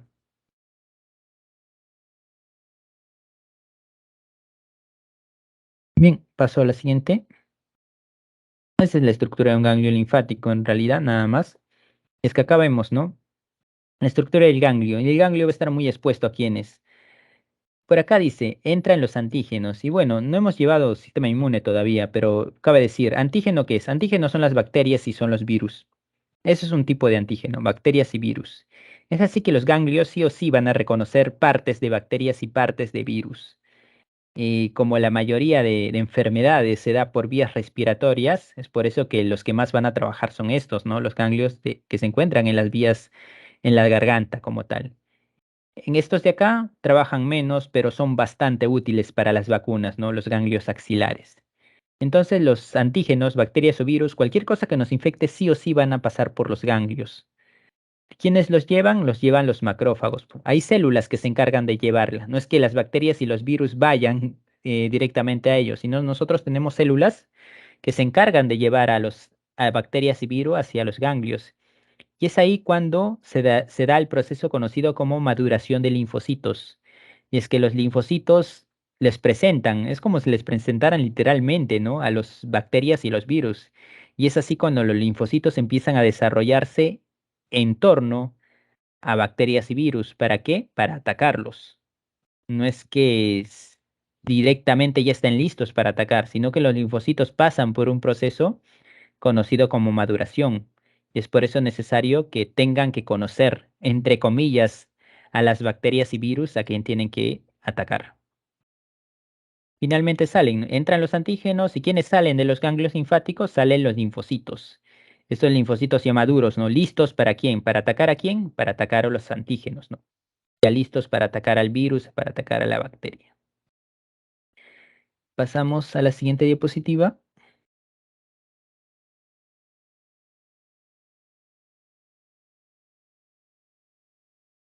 Mecanismos de transporte en plantas. Y bueno, ya hemos acabado con el mecanismo de transporte en animales, ¿no? Transporte de sustancias. Y las plantas no tienen ni sangre, no tienen ni linfa, pero sí tienen algo llamado savia. Savia bruta, perdón, savia bruta que recorre lo que es el xilema y savia elaborada que recorre lo que es el floema, como sabemos. Ahora, ¿por qué se da? Y hay dos explicaciones. Bueno, una explicación para cada uno. Se dice que el transporte de la savia bruta se da por algo llamado arrastre por transpiración. Esa es una teoría. Y te dicen que el transporte de la savia elaborada se da por algo llamado flujo de masas. Y es que hasta acá solamente les he mencionado que el xilema se encargaba de transportar la savia bruta y el floema la savia elaborada, nada más. No les decía el por qué, o el cómo, mejor dicho. Y bueno, acá explicaremos primero, arrastre por transpiración. ¿Qué es eso? Y es que cuando te dicen que las plantas transpiran, significa que pierden cosas, van perdiendo, así como nosotros, cuando se habla de que nosotros transpiramos, es por emitir sudor. Y bueno, las plantas no emiten sudor, pero sí emiten moléculas de agua, emiten vapor de agua. Cuando te hablan de transpiración de las plantas, se refiere a que las plantas pierden moléculas de agua por evaporación. El vapor de agua se va liberando. ¿A través de qué? A través de los estomas, ¿no? Y esos estomas generalmente se encuentran en las hojas, por eso que acá simbolizan una hoja. Y en la hoja, a través de los estomas, lo que sí les había dicho era que se absorbía dióxido de carbono y se botaba oxígeno para la fotosíntesis. Pero a través de las estomas también se va a perder agua. ¿Por qué? Por el propio calor del sol, ¿no? Al cual está expuesto, se pierden moléculas de agua. Ahora, ¿qué dice el arrastre por transpiración? Que las moléculas de agua se van a perder, pero no una o dos, sino miles de moléculas de agua cada cierto tiempo. ¿Y eso qué obliga? A que el lugar de las moléculas de agua que se ha perdido sea ocupado por otras moléculas de agua. Y así poco a poco las moléculas de agua se van moviendo y pasan acá a ocupar este lugar y los de acá tienen que ocupar el lugar que dejaron el resto y así poco a poco las moléculas de agua van avanzando. ¿Van avanzando desde dónde? Van avanzando, van cubriendo toda la hoja, el tallo, van cubriendo desde más abajo y eso va a obligar a qué? Va a obligar a que las raíces tengan que absorber agua. Y es que las raíces tienen la particularidad de tener pelos absorbentes, ¿no? Y eso le facilita el proceso de absorción de agua. Lo de absorción se explica con los pelos absorbentes, pero el hecho de que suba el agua, o sea, desde la parte en contra de la gravedad, desde la raíz hasta las hojas, es porque las hojas van a perder agua, van a perder moléculas de agua por transpiración. De esa manera, las moléculas de agua van a ir subiendo poco a poco, ¿no? Porque acá ha perdido moléculas de agua. Y eso es lo que te trata de decir el arrastre por transpiración. Esa manera, ¿qué significa? Que si acá los estomas están cerrados, no va a haber manera de que la raíz pueda absorber agua, porque no va a haber transpiración. Así que si hay transpiración, entonces sí va a haber subida de agua. Recordemos que el agua conforma lo que es la savia bruta, y eso se da por el xilema. Bien, acá vemos entonces a través del gráfico. Y ahora, ¿qué ocurre con el floema? Aunque esto no lo explica bien, sino el siguiente gráfico, pero igual detallaremos qué ocurre acá. El floema se encarga del transporte de la savia elaborada. Y eso comienza en las hojas, ¿no? La savia bruta, ¿dónde comienza a aparecer? En la raíz, porque la raíz es la que te absorbe el agua, sales minerales. En cambio, el floema se genera sobre todo en las hojas. Y en las hojas es donde se va a generar, no sé, glucosa, por ejemplo, ¿no? Que es el principal. Y bueno, entonces, ¿cómo se reparte la glucosa desde las hojas hasta la parte de la raíz más baja? Ya que la glucosa es la fuente de energía y todos van a requerir energía. Y bueno, eso te lo voy a explicar qué cosa, algo llamado teoría del flujo de masas que ya explicaremos en la siguiente diapositiva porque hay un mejor dibujo. Acá ahora hablaremos de cómo la raíz absorbe agua. y absorbe agua y lo lleva directamente hacia el xilema, ya que sabemos que la planta tiene distintos tipos de tejidos, ¿no? No solo el xilema, sino hay varios más. Y bueno, ¿qué ocurre acá? Acá lo que ocurre es que la raíz va a absorber agua a través de los pelos radiculares, ¿no? Absorbe agua de dos maneras. Una, vamos a ponerlo acá, que acá sí hay nombres, una conocida como simplasto y otra conocida como apoplasto. ¿Cuál es la diferencia? Que la simplasto va a pasar a través de las células y la apoplasto va a pasar entre las células. Vamos a ver acá. Simplasto a través de las células. Y ahora explicaremos cómo, o recordaremos cómo más bien, porque ya se ha mencionado esto. Y apoplasto es cuando pasa el agua entre las células, entre los espacios de las células, ¿no? Y lo entenderemos mejor viendo el gráfico. La raíz absorbe agua. Bien.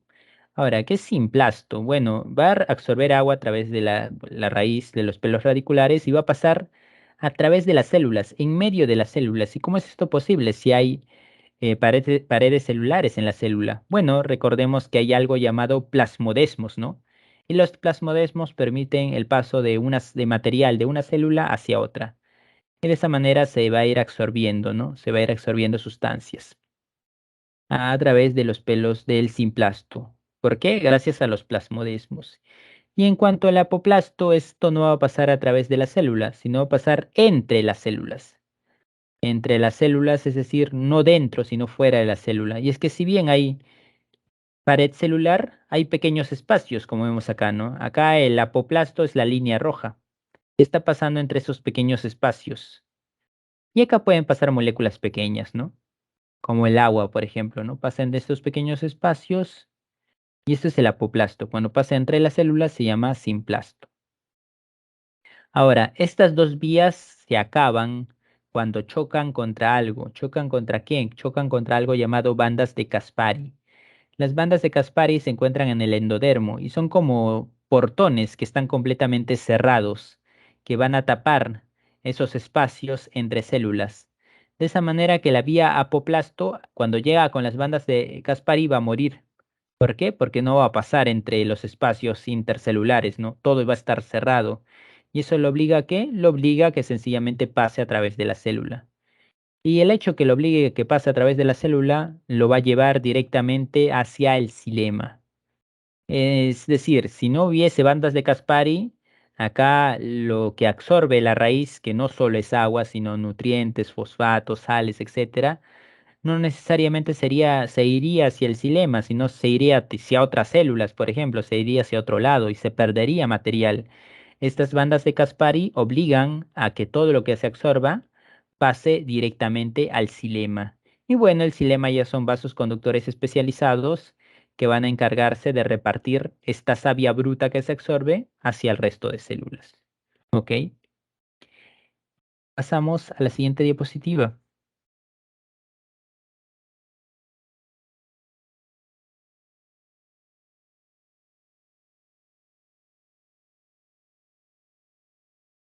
Bien, aunque acá hay mucha letra, en realidad la explicación será bastante rápida porque esto ya se ha mencionado. Ese es el ascenso de agua por el xilema, que ya se ha dicho, ¿no? Arrastre por transpiración se le conoce. Y esto es transporte de la savia elaborada por floema, que se mencionó también. Flujo de masas. Ambas son teorías, ¿no? Tipo de explicaciones de cómo se transporta la savia bruta y la savia elaborada, respectivamente. Veamos lo de la savia bruta que ya se explicó. Y se había mencionado que gracias a la transpiración que ocurre en las hojas a nivel de los estomas, se pierden moléculas de agua y esas moléculas de agua tienen que ser recuperadas, ¿no? Y de esa manera, poco a poco, el agua ocupa el espacio de las moléculas de agua que se han perdido. Y no son una o dos, ¿no? Sino miles, decenas de miles de moléculas de agua que se pierden. ¿Y eso obliga a qué? A que el agua poco a poco vaya subiendo. ¿Desde dónde? Desde la raíz que gracias a los pelos absorbentes o radiculares tienen esa facilidad de absorber agua, de absorber sustancias que componen la savia bruta, ¿no? Y puedan repartirlo gracias al xilema a todo el resto de la planta. ¿Ok? Ese es el xilema. En cuanto al floema, flujo de masas, y bueno, ¿eso qué te dice?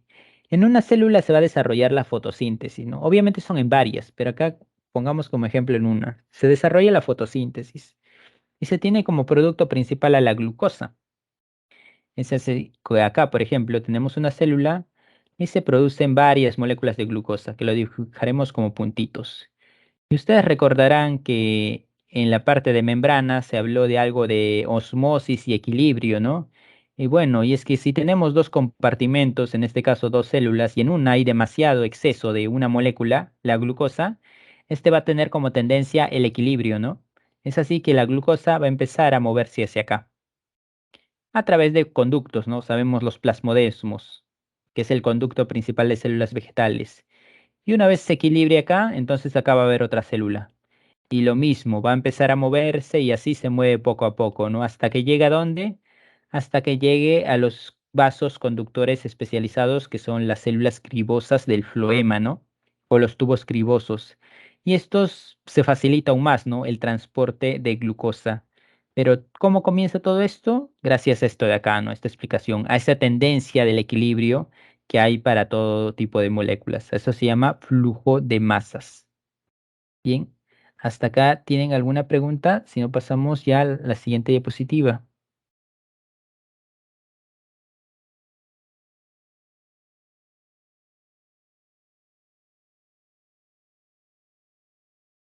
Parece que no, paso a la siguiente.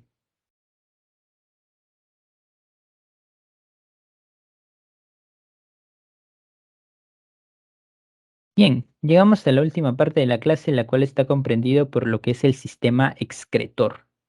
Y bueno, excretor se hace referencia a lo que es la excreción, ¿no? El cómo los organismos botan sus desechos.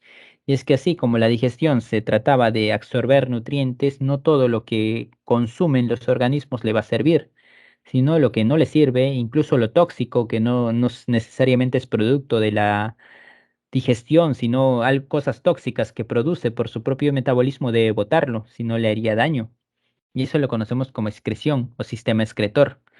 Acá te ponen como ejemplo los protozoarios, ¿no? Y obviamente los protozoarios no tienen sistema excretor, no tienen ninguna clase de sistema, porque estos son unicelulares, pero tienen organelas especializadas. Y acá la organela especializada en la excreción se llama vacuola contráctil. Bien, y simplemente libera la excreción por ¿cuál? Por difusión. Cuando uno no tiene un sistema, te hacen esta palabra clave, ¿no? Difusión.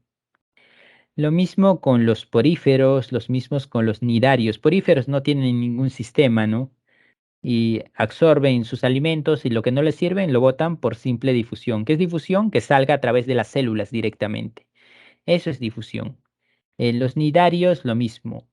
Celenterios o nidarios, lo mismo, como las medusas o las hidras. Absorben las cosas, bueno, tienen extra e intracelular digestión, pero lo que no les sirve sencillamente lo botan a través de las células. Cuando hacen las cosas directamente a través de las células, no hay ningún tipo de órgano, se llama difusión.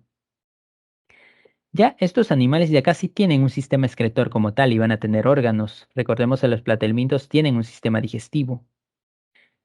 Así también van a tener un sistema excretor y va a estar conformado por órganos, perdón, bastante rudimentarios conocidos como protonefridios. Protonefridios, que son órganos pequeños que se van a encargar de tramitar todo lo que se tiene que botar, todos los desechos. Están conformados a su vez por denominadas células flamígeras, que se denominan así porque en el microscopio se ven como si fueran fuego, si fuera flama, por eso se llama flamígeras. Así que platelmintos, recordar protonefridios. En los insectos, igual hay un sistema excretor en base a órganos conocidos como túbulos de Malpighi, que se encargan de excretar ácido úrico, que es un desecho tóxico para los insectos si es que se mantiene ahí, y de hecho para cualquier organismo, ¿no? Los anélidos igual van a tener órganos. Acá lo que nos interesa hablar es de los metanefridios, protonefridios, platelmintos, metanefridios, anélidos. Y finalmente los crustáceos. Y los crustáceos van a tener algo llamado glándulas verdes, que igual se encargan de ese proceso de excreción de los crustáceos como tal. ¿Ok? Acá, entonces, básicamente asociar los nombres, ¿no? Los nombres a los tipos de animales, en caso venga alguna pregunta relacionada con ello. Pasamos a la siguiente diapositiva.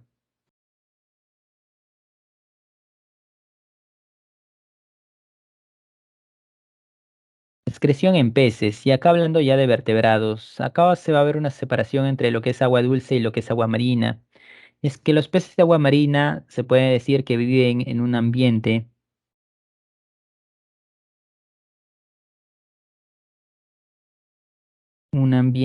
hipertónico. ¿Por qué hipertónico? Es agua de mar, está con bastantes sales. Si lo comparamos con las células de los peces, el agua de mar tiene muchas sales en comparación de las células. En cambio, un pez de agua dulce se puede decir que está en un ambiente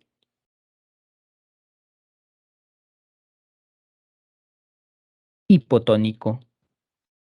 ¿Por qué hipotónico? Agua dulce no hace referencia a que el agua tenga azúcar, ¿no? Sino que el agua no tiene sales, sencillamente. Como no tiene sales, o pocas sales, se dice que el pez de agua dulce está en un ambiente hipotónico. Y esto tiene un gran impacto en su excreción. ¿Por qué? Porque comencemos de acá, peces de agua marina. ¿Qué va a pasar con el pez de agua marina? Que va a absorber, como está en un ambiente muy salado, va a absorber muchas sales. Absorbe muchas sales el pez de agua marina. Está en un ambiente salado, con demasiadas sales, pero solo va a absorber sales. ¿Qué va a pasar con el agua? Este no va a absorber bastante agua, porque recordemos lo que pasaba con las células, ¿no? Una célula en un ambiente hipertónico, en un ambiente hipotónico. Cuando se absorbía bastantes sales, el agua iba en movimiento contrario. Claro, acá el pez no va a absorber, por más que esté en un ambiente acuático, te absorbe solamente las sales. El agua no entra con las sales, solo entran las sales como tal. Eso es lo que pasa en un ambiente hipertónico, ¿no? Recordemos esto, que incluso que gracias a que tiene sistemas de filtración es que no pierde agua, solo ingresan bastantes sales. Es así que su excreción principal va a ser sales y no va a perder agua, no le conviene perder agua, porque así como ingresan sales, pierde un poco de agua, ¿no? Como sabemos lo que pasa en una célula, ¿no? Una célula en un ambiente hipertónico entraban las sales, pero perdía agua, ¿no? Y la célula se deshidrataba. Es así que a los peces de agua marina no les conviene perder agua. Es por eso que estos peces tienen uy, ok, una orina diluida. ¿Y qué significa una orina diluida? Una orina diluida significa que tiene mucha sal, con abundante cantidad de sales, ¿no? Las sales le podrían hacer mal al pez, tiene mucha sal esa orina. Y así también tiene poca agua, porque al pez no le conviene perder agua. Por más que esté en un ambiente acuático, esa agua salada va a ingresar más sal que agua como tal. En cambio, acá es lo contrario, en el pez de agua dulce. El pez de agua dulce, ¿por qué se caracteriza? El estar en un ambiente hipotónico. Recordábamos qué pasa en una célula en un ambiente hipotónico, que ingresaba agua, ¿no? Ingresaba bastante agua en la célula y la célula podía explotar o ocurría la turgencia. Bueno, acá va a ser algo similar. Como está en un ambiente hipotónico, va a ingresar bastante agua en el pez. Es por eso que el pez de agua dulce tiene una orina abundante. ¿Abundante en qué? Abundante en líquido. Abundante en agua, mucha agua. Presenta mucha agua y pocas sales, ¿no? Porque su excreción no está absorbiendo sales este de acá. Este está absorbiendo mucha gran cantidad de agua. Es por eso que su orina, la excreción, lo que no le, lo que va a botar va a tener mucha agua. Y acá lo contrario, como está en un ambiente hipertónico, lo que va a botar va a tener muchas sales. Muchas sales. Bien, pasamos a la siguiente diapositiva.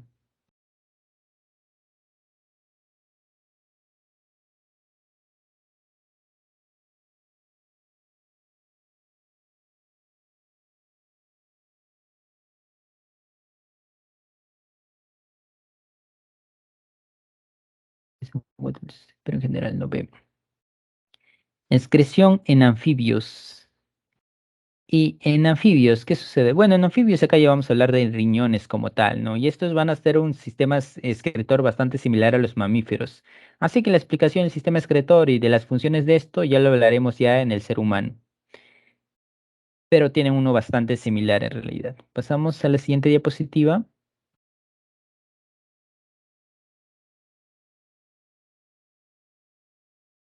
Bien, excreción en humanos. Si excreción es la eliminación de cualquier tipo de desecho, ¿no? Y el desecho, único desecho, no es la orina, sino también tienes el sudor y son las lágrimas. Y bueno, sistema excretor también se puede decir sistema urinario, porque se va a enfocar en la eliminación de la orina, precisamente. Ya la excreción es algo mucho mayor, ¿no? Y acá el sistema excretor es conocido como el sistema urinario también. Órgano base, los riñones. ¿Y los riñones de qué se encargan? Se encargan de filtrar la sangre. Todo lo que nosotros consumimos va a pasar a la sangre finalmente. Todo lo que nosotros produzcamos va a estar en la sangre. Entonces todo ello va a tener que pasar por el riñón para que se seleccione. Lo que no nos sirve, lo que puede hacernos daño, va a eliminarse. ¿A través de qué? A través de la orina. Nuestra orina es producido por el riñón. Y todo lo que sí nos sirve se va a mantener en la sangre, ¿no? Para que se encargue de transportarlo hacia el resto de células como tal. Bien. Entonces tenemos los riñones, dos riñones que presentamos y que a su vez tienen lo que es un uréter. Y un uréter es lo que va a desembocar en qué? En la vejiga. En la vejiga finalmente es donde se va a almacenar la orina, ¿no?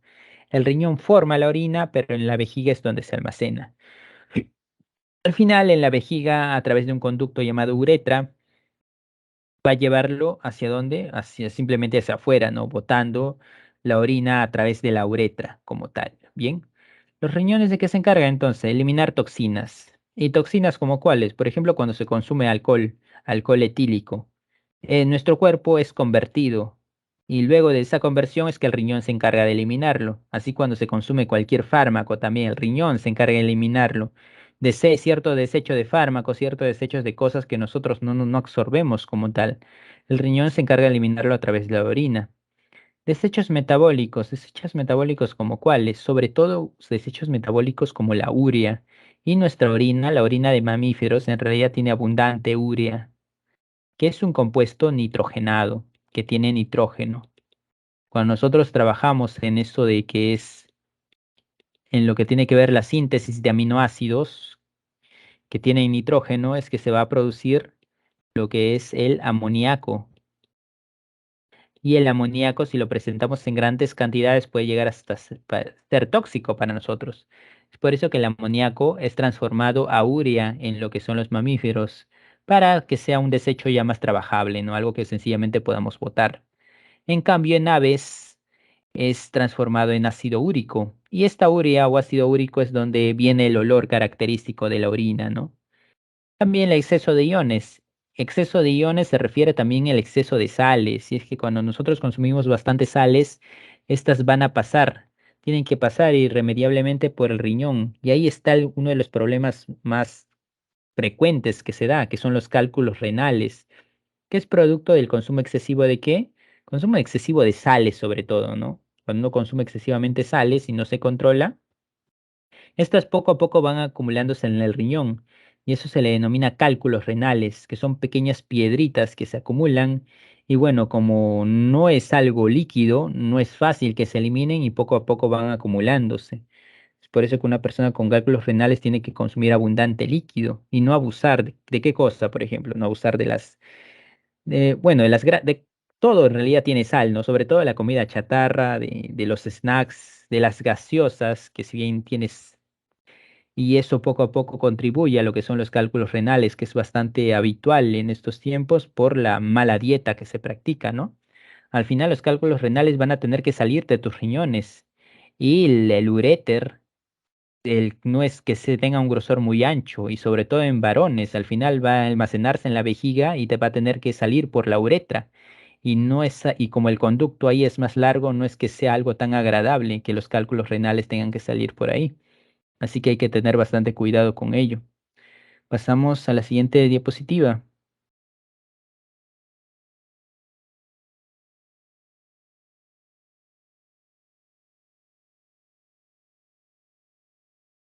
Bien, hablando netamente del riñón, ¿cómo es que se produce la orina? Para empezar, si bien tenemos al riñón, este está dividido en varias partes, decenas de miles de partes, y cada de esas pequeñas partecitas se conoce como nefrón. Nefrón o nefrona, no lo llaman algunos. A ver, vamos a poner nefrón, unidad funcional del riñón.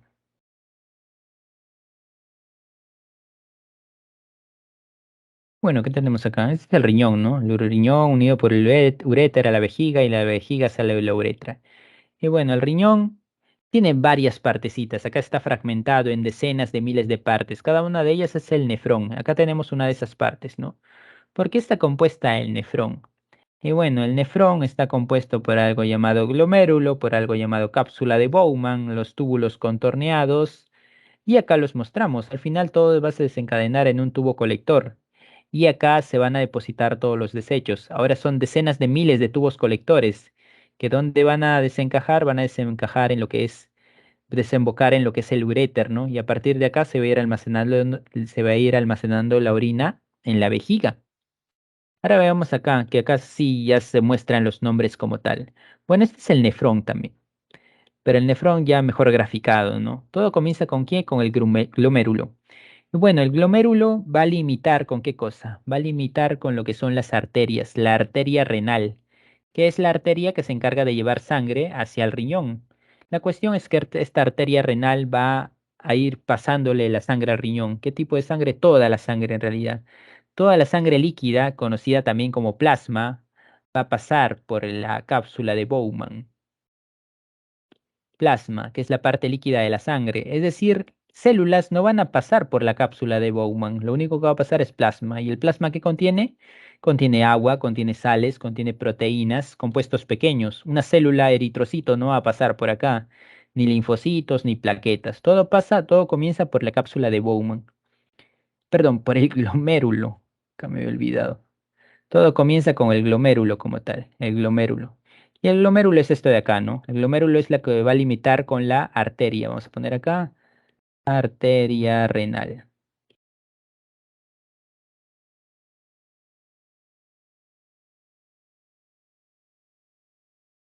Borrar,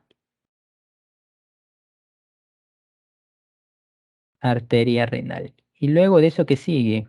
¿Y dónde está la cápsula de Bowman? Bueno, luego le del glomérulo.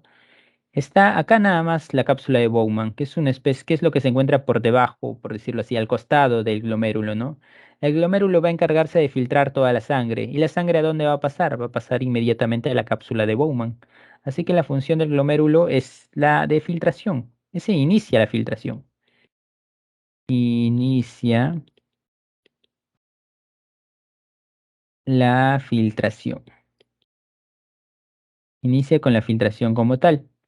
Y pasa a la cápsula de Bowman. Y en la cápsula de Bowman es donde va a pasar por cuáles, por una serie de conductos que a su vez van a estar ligados también a los vasos sanguíneos, van a estar ligadas a arterias, van a estar ligadas a venas. ¿Y por qué van a estar ligadas a venas y arterias? Porque todo lo que se filtra no es que todo vaya a ser eliminado, sino que acá es donde se va a empezar a seleccionar cosas. Lo que sirve del plasma, proteínas, por ejemplo, vitaminas que pueden servir, van a regresar a la sangre. Es por eso que acá está conectado el túbulo contorneado proximal. Va regresando poco a poco cosas a la sangre y luego va, sigue el camino y va devolviendo cosas, va devolviéndose cosas a la sangre, hasta que finalmente, ¿qué va a quedar?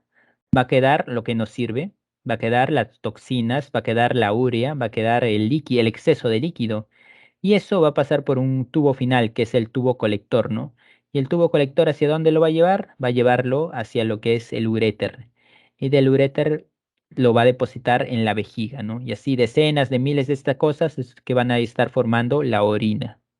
Bien, hasta ahí, ¿alguna pregunta? Si no, pasamos a la última diapositiva.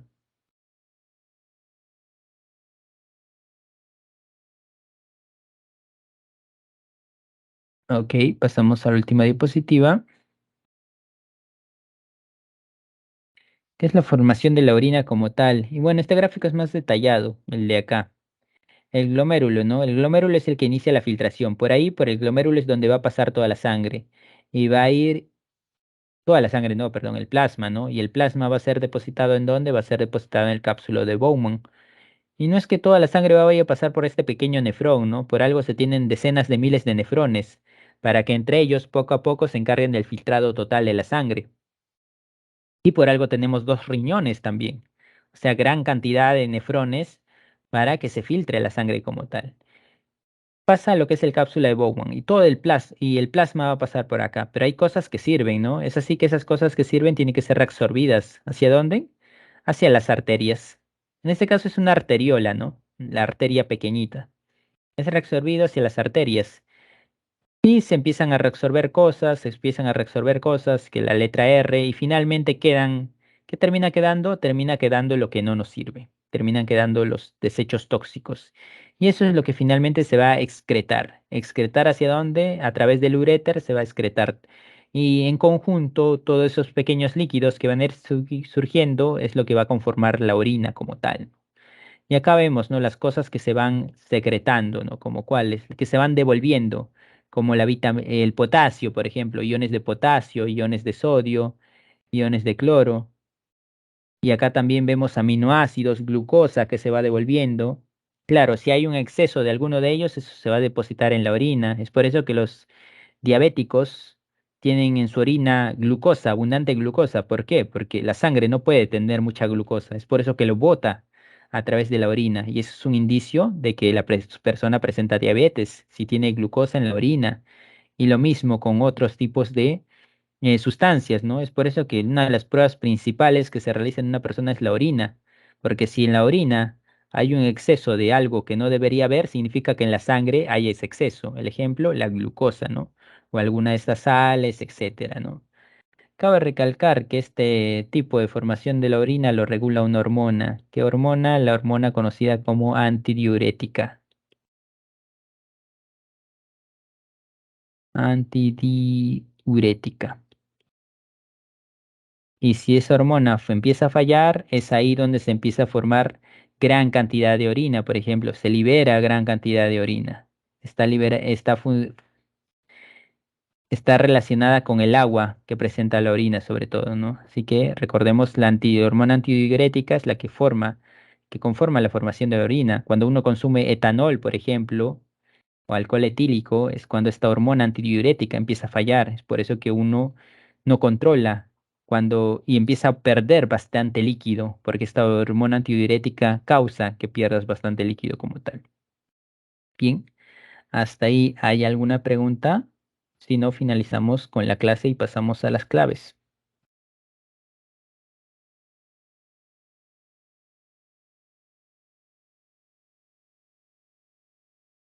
Ok, parece que no. Entonces, hemos finalizado con la clase de biología del día de hoy.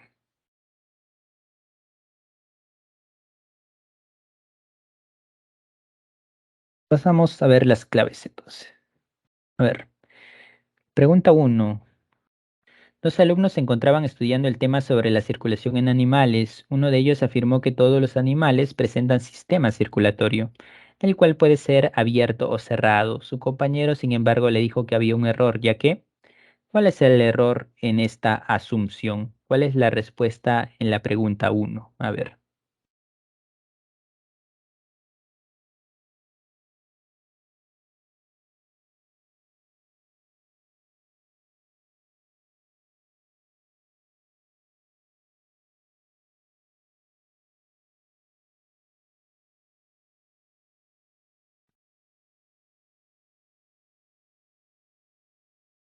A ver, ¿cuál sería la respuesta en la pregunta uno?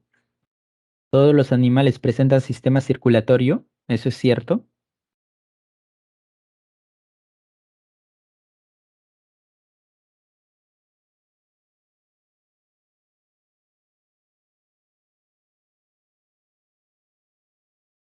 ¿Podría ser la B?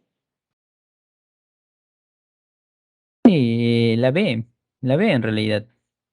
Aquellos con diámetro menor a 1 milímetro carecen de sistema circulatorio. Son bastante pequeños, no requieren de un sistema circulatorio si son pequeños. ¿Para qué tanta circulación? Si son muy grandes, sí, ¿no? Se requiere transportar a distintas células, pero si son pequeños, lo harían por simple difusión. O sea, sus células de por sí absorberían lo que caiga, ¿no? En el organismo. Así que la respuesta es la B. A ver qué más me dijeron. Me dijeron la A, me dijeron la E. Veamos por qué no. Todos los animales presentan sistema circulatorio abierto. Eso sabemos que no, ¿no? Los vertebrados tienen sistema circulatorio cerrado. Solo algunos tienen abierto. Y la E, animales con sistemas abierto y cerrado, esto no, esto es falso, ¿ok? Abierto y cerrado no hay. o abierto o cerrado. Así que en la 1 la respuesta es la B. No la B. La 2, a ver. Al ayudar en la cocina, José sufrió un pequeño corte. Su madre le colocó una gasa y ejerció presión evitando así más pérdida de sangre.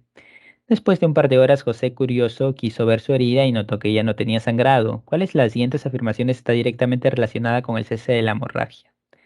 ¿Por qué se detuvo la hemorragia? ¿Cuál sería la alternativa correcta?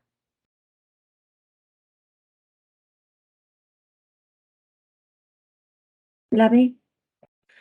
Sí, formación de fibrina. Recordemos, quien detiene la hemorragia, el coágulo sanguíneo, y esta está formada por la fibrina y las plaquetas. La 2, la respuesta es la B. A ver, la 3. Se descubre una nueva especie animal, la cual presenta un sistema circulatorio formado por tres corazones que bombean un fluido que baña directamente a los tejidos en una cavidad denominada hemocele. Posteriormente, el fluido retorna a los corazones a través de unos orificios denominados ostiolos. De la siguiente lista de animales, ¿cuál no podría tener relación con la nueva especie? ¿Cuál creen que no tendría relación con esto? Descubrieron una nueva especie y tiene estas características. ¿Cuál creen que no sería esa especie?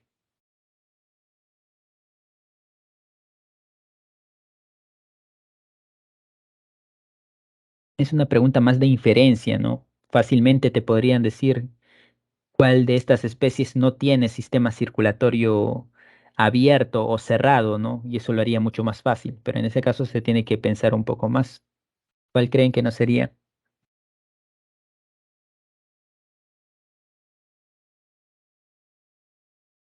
La 3, la D, el pulpo. Sí, el pulpo, ¿por qué? Porque el pulpo es cerrado. Acá no te dice que es abierto, pero todo esto es la definición de sistema circulatorio abierto. Grillo, artrópodo. Caracol, molusco, el molusco que tiene abierto, ¿no? Sistema circulatorio abierto. Garrapata, artrópodo. Pulpo, cefalópodo. Los pulpos, recordemos, es el molusco que tiene sistema circulatorio cerrado. Así que la 3 es la D. Cangrejo igual a artrópodo, ¿no? La respuesta en la 3 es la D, pulpo. A ver, en la 4, ¿cuál creen que sea la respuesta en la 4? ¿Verdadero o falso? Respecto al sistema circulatorio cerrado, ¿cuál sería la respuesta?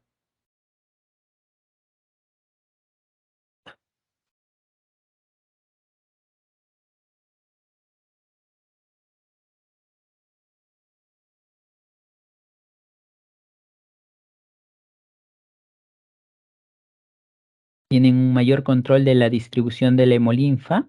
Ese es algo respecto al sistema circulatorio abierto. Cerrado, recuerden, es sangre. Abierto, hemolinfa. La primera es la falsa.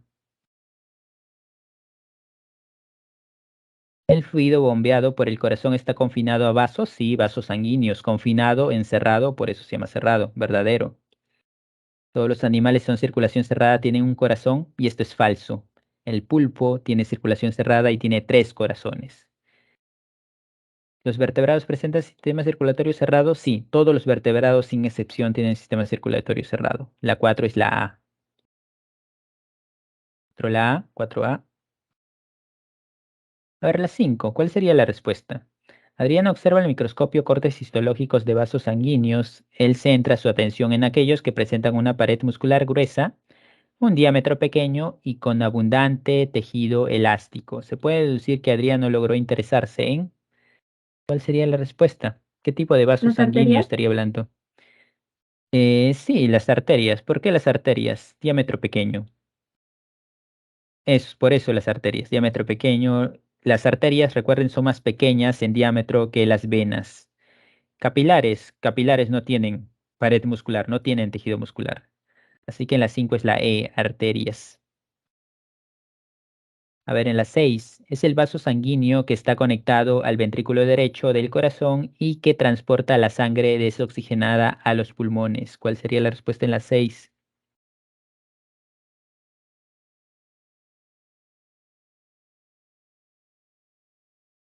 ¿Quién lleva la sangre a los pulmones? Desde el corazón. La arteria pulmonar. Sí, arteria pulmonar. No sé por qué me dijeron vena cava. Recordemos, arterias. Arterias llevan la sangre desde el corazón hacia. Desde el corazón salen sangre a través de las arterias. Así que arteria pulmonar. ¿Y quién la regresa al corazón desde los pulmones? La vena pulmonar, ¿no? Acá por ahí existiría esa confusión, pero si saben que cuando sale la sangre del corazón son arterias, así que la 6 es la B, arteria pulmonar. La 7 es sencillo, ciclo cardíaco. Si es algo así, algo cíclico, ¿no? Ciclo cardíaco como tal. La 7 es la C, ciclo cardíaco. En la 8, Daniel siente que los latidos de su corazón están acelerados, por lo que acude al médico. Después de realizarse algunos exámenes, se le informa que los impulsos eléctricos que coordinan los latidos de su corazón no están funcionando adecuadamente por un problema en la aurícula derecha. Y bueno, ¿quiénes coordinan los latidos del corazón? Son los dos fascículos, ¿no? Perdón, los dos nódulos, nódulo de K-flat y nódulo de Ashon-Tawara. La cuestión que acá te ponen algo diferente, ¿no? Porque le cambian de nombre a los nódulos. Hemos hablado de nódulo sinusal. ¿Otro nombre cuál es? Nódulo de K-flat. ¿Cómo deduciríamos que es el nódulo sinusal? Porque te dicen que está en la aurícula derecha. El otro nódulo, el segundo nódulo, que es el nódulo atrioventricular, también se llama nódulo de Ashok-Tawara y ese está entre la aurícula derecha y el ventrículo derecho. Es algo rebuscado porque te ponen el nombre más raro del nódulo sinusal, ¿no? Pero bueno, deben saber que también se llama el nódulo de Cape-Flat. Así que en la 8 es la E, nódulo de Cape-Flat. En la 9, cierta infección viral ha provocado una alteración en la válvula mitral de un paciente. Esto le ha conllevado a que la válvula mitral, ¿cuál es? La que se encuentra en la parte izquierda del corazón, entre la aurícula izquierda y el ventrículo izquierdo. ¿Y esa válvula para qué sirve? Sirve para que una vez la sangre de la aurícula pasa al ventrículo, la válvula se cierra y la sangre no retorne, ¿no? Se quede en el ventrículo precisamente. Es así que si falla esa válvula mitral, la sangre puede fluir en dirección incorrecta. Es decir, pasa al ventrículo, pero luego va a regresar a la aurícula. No va a haber acá un momento, no va a haber una manera en la cual eso se pueda controlar. Así que la 9 es la D, ¿ok?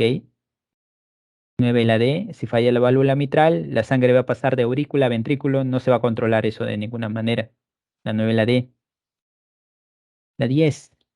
Bueno, acá a recalcar, la hormona antidiurética se llama también vasopresina, son lo mismo. ¿Y de qué se encargan? Estos se encargan de botar bastante agua en la orina, ¿no? Que una persona vaya recurrentemente al baño, por ejemplo, cuando consume bebidas alcohólicas, bota gran cantidad de orina. Y es así que si esta falla, el agua no va a reabsorberse. ¿Y qué significa que el agua no se va a reabsorber? Va a botar abundante orina. Y esto es lo que pasa, por ejemplo, cuando uno consume alcohol etílico. Así que la 10 es la D. La 10 es la D. La once es la C, tromboplastina. Le damos las claves nada más porque falta poco tiempo. La 11 es la C, tromboplastina. Y recuerden también, en la coagulación participa la vitamina K. Es la C. La 12, a nivel excretor, los peces de agua dulce. ¿Y qué pasaba con los peces de agua dulce? Que producían gran cantidad de orina. ¿Por qué? Porque sencillamente absorben bastante orina, ¿no? Así que en la 12 es la B, producen gran cantidad de orina, orina con gran cantidad, o orina con gran cantidad de líquido, ¿no? Que es lo mismo. La 12 la B. La 7, la 13, perdón, cierto herbicida al aplicar sobre las plantas provoca el cierre de estomas. ¿Qué pasa si cerramos los estomas? Entonces el agua no va a poder ascender por el xilema, ¿no? Porque precisamente el agua asciende, ¿por qué? O sube de la raíz a las hojas, ¿por qué? Por transpiración. Si no hay transpiración, no va a pasar eso. La 13 es la D. La 13 la D. 14, ciertas plantas, anulación de vía de las exosas. Y exosas son monosacáridos, monosacáridos como la glucosa, como la fructosa, galactosa. Es así que si pasa esto, la savia elaborada no tendrá monosacáridos, que es precisamente la savia elaborada es la que alberga estos monosacáridos, ¿no? Así que la 14 es la B. 14B. Finalmente la 15, productos de desechos que son eliminados por la orina. Acá no te dice orina humana, sino orina en general. Y esto es agua, obviamente, ácido úrico, urea y amoníaco. Acá igual por descarte, ¿no? Nunca se va a eliminar dióxido de carbono por la orina, ni monóxido de carbono, ¿no? Y de esa manera descartamos el resto. Así que la 15 es la D. La 15 la respuesta es la letra D. Y de esa manera finalizamos con la clase del día de hoy. Espero que haya quedado la mayor parte claro. Nos vemos hasta la próxima. Hasta luego a todos.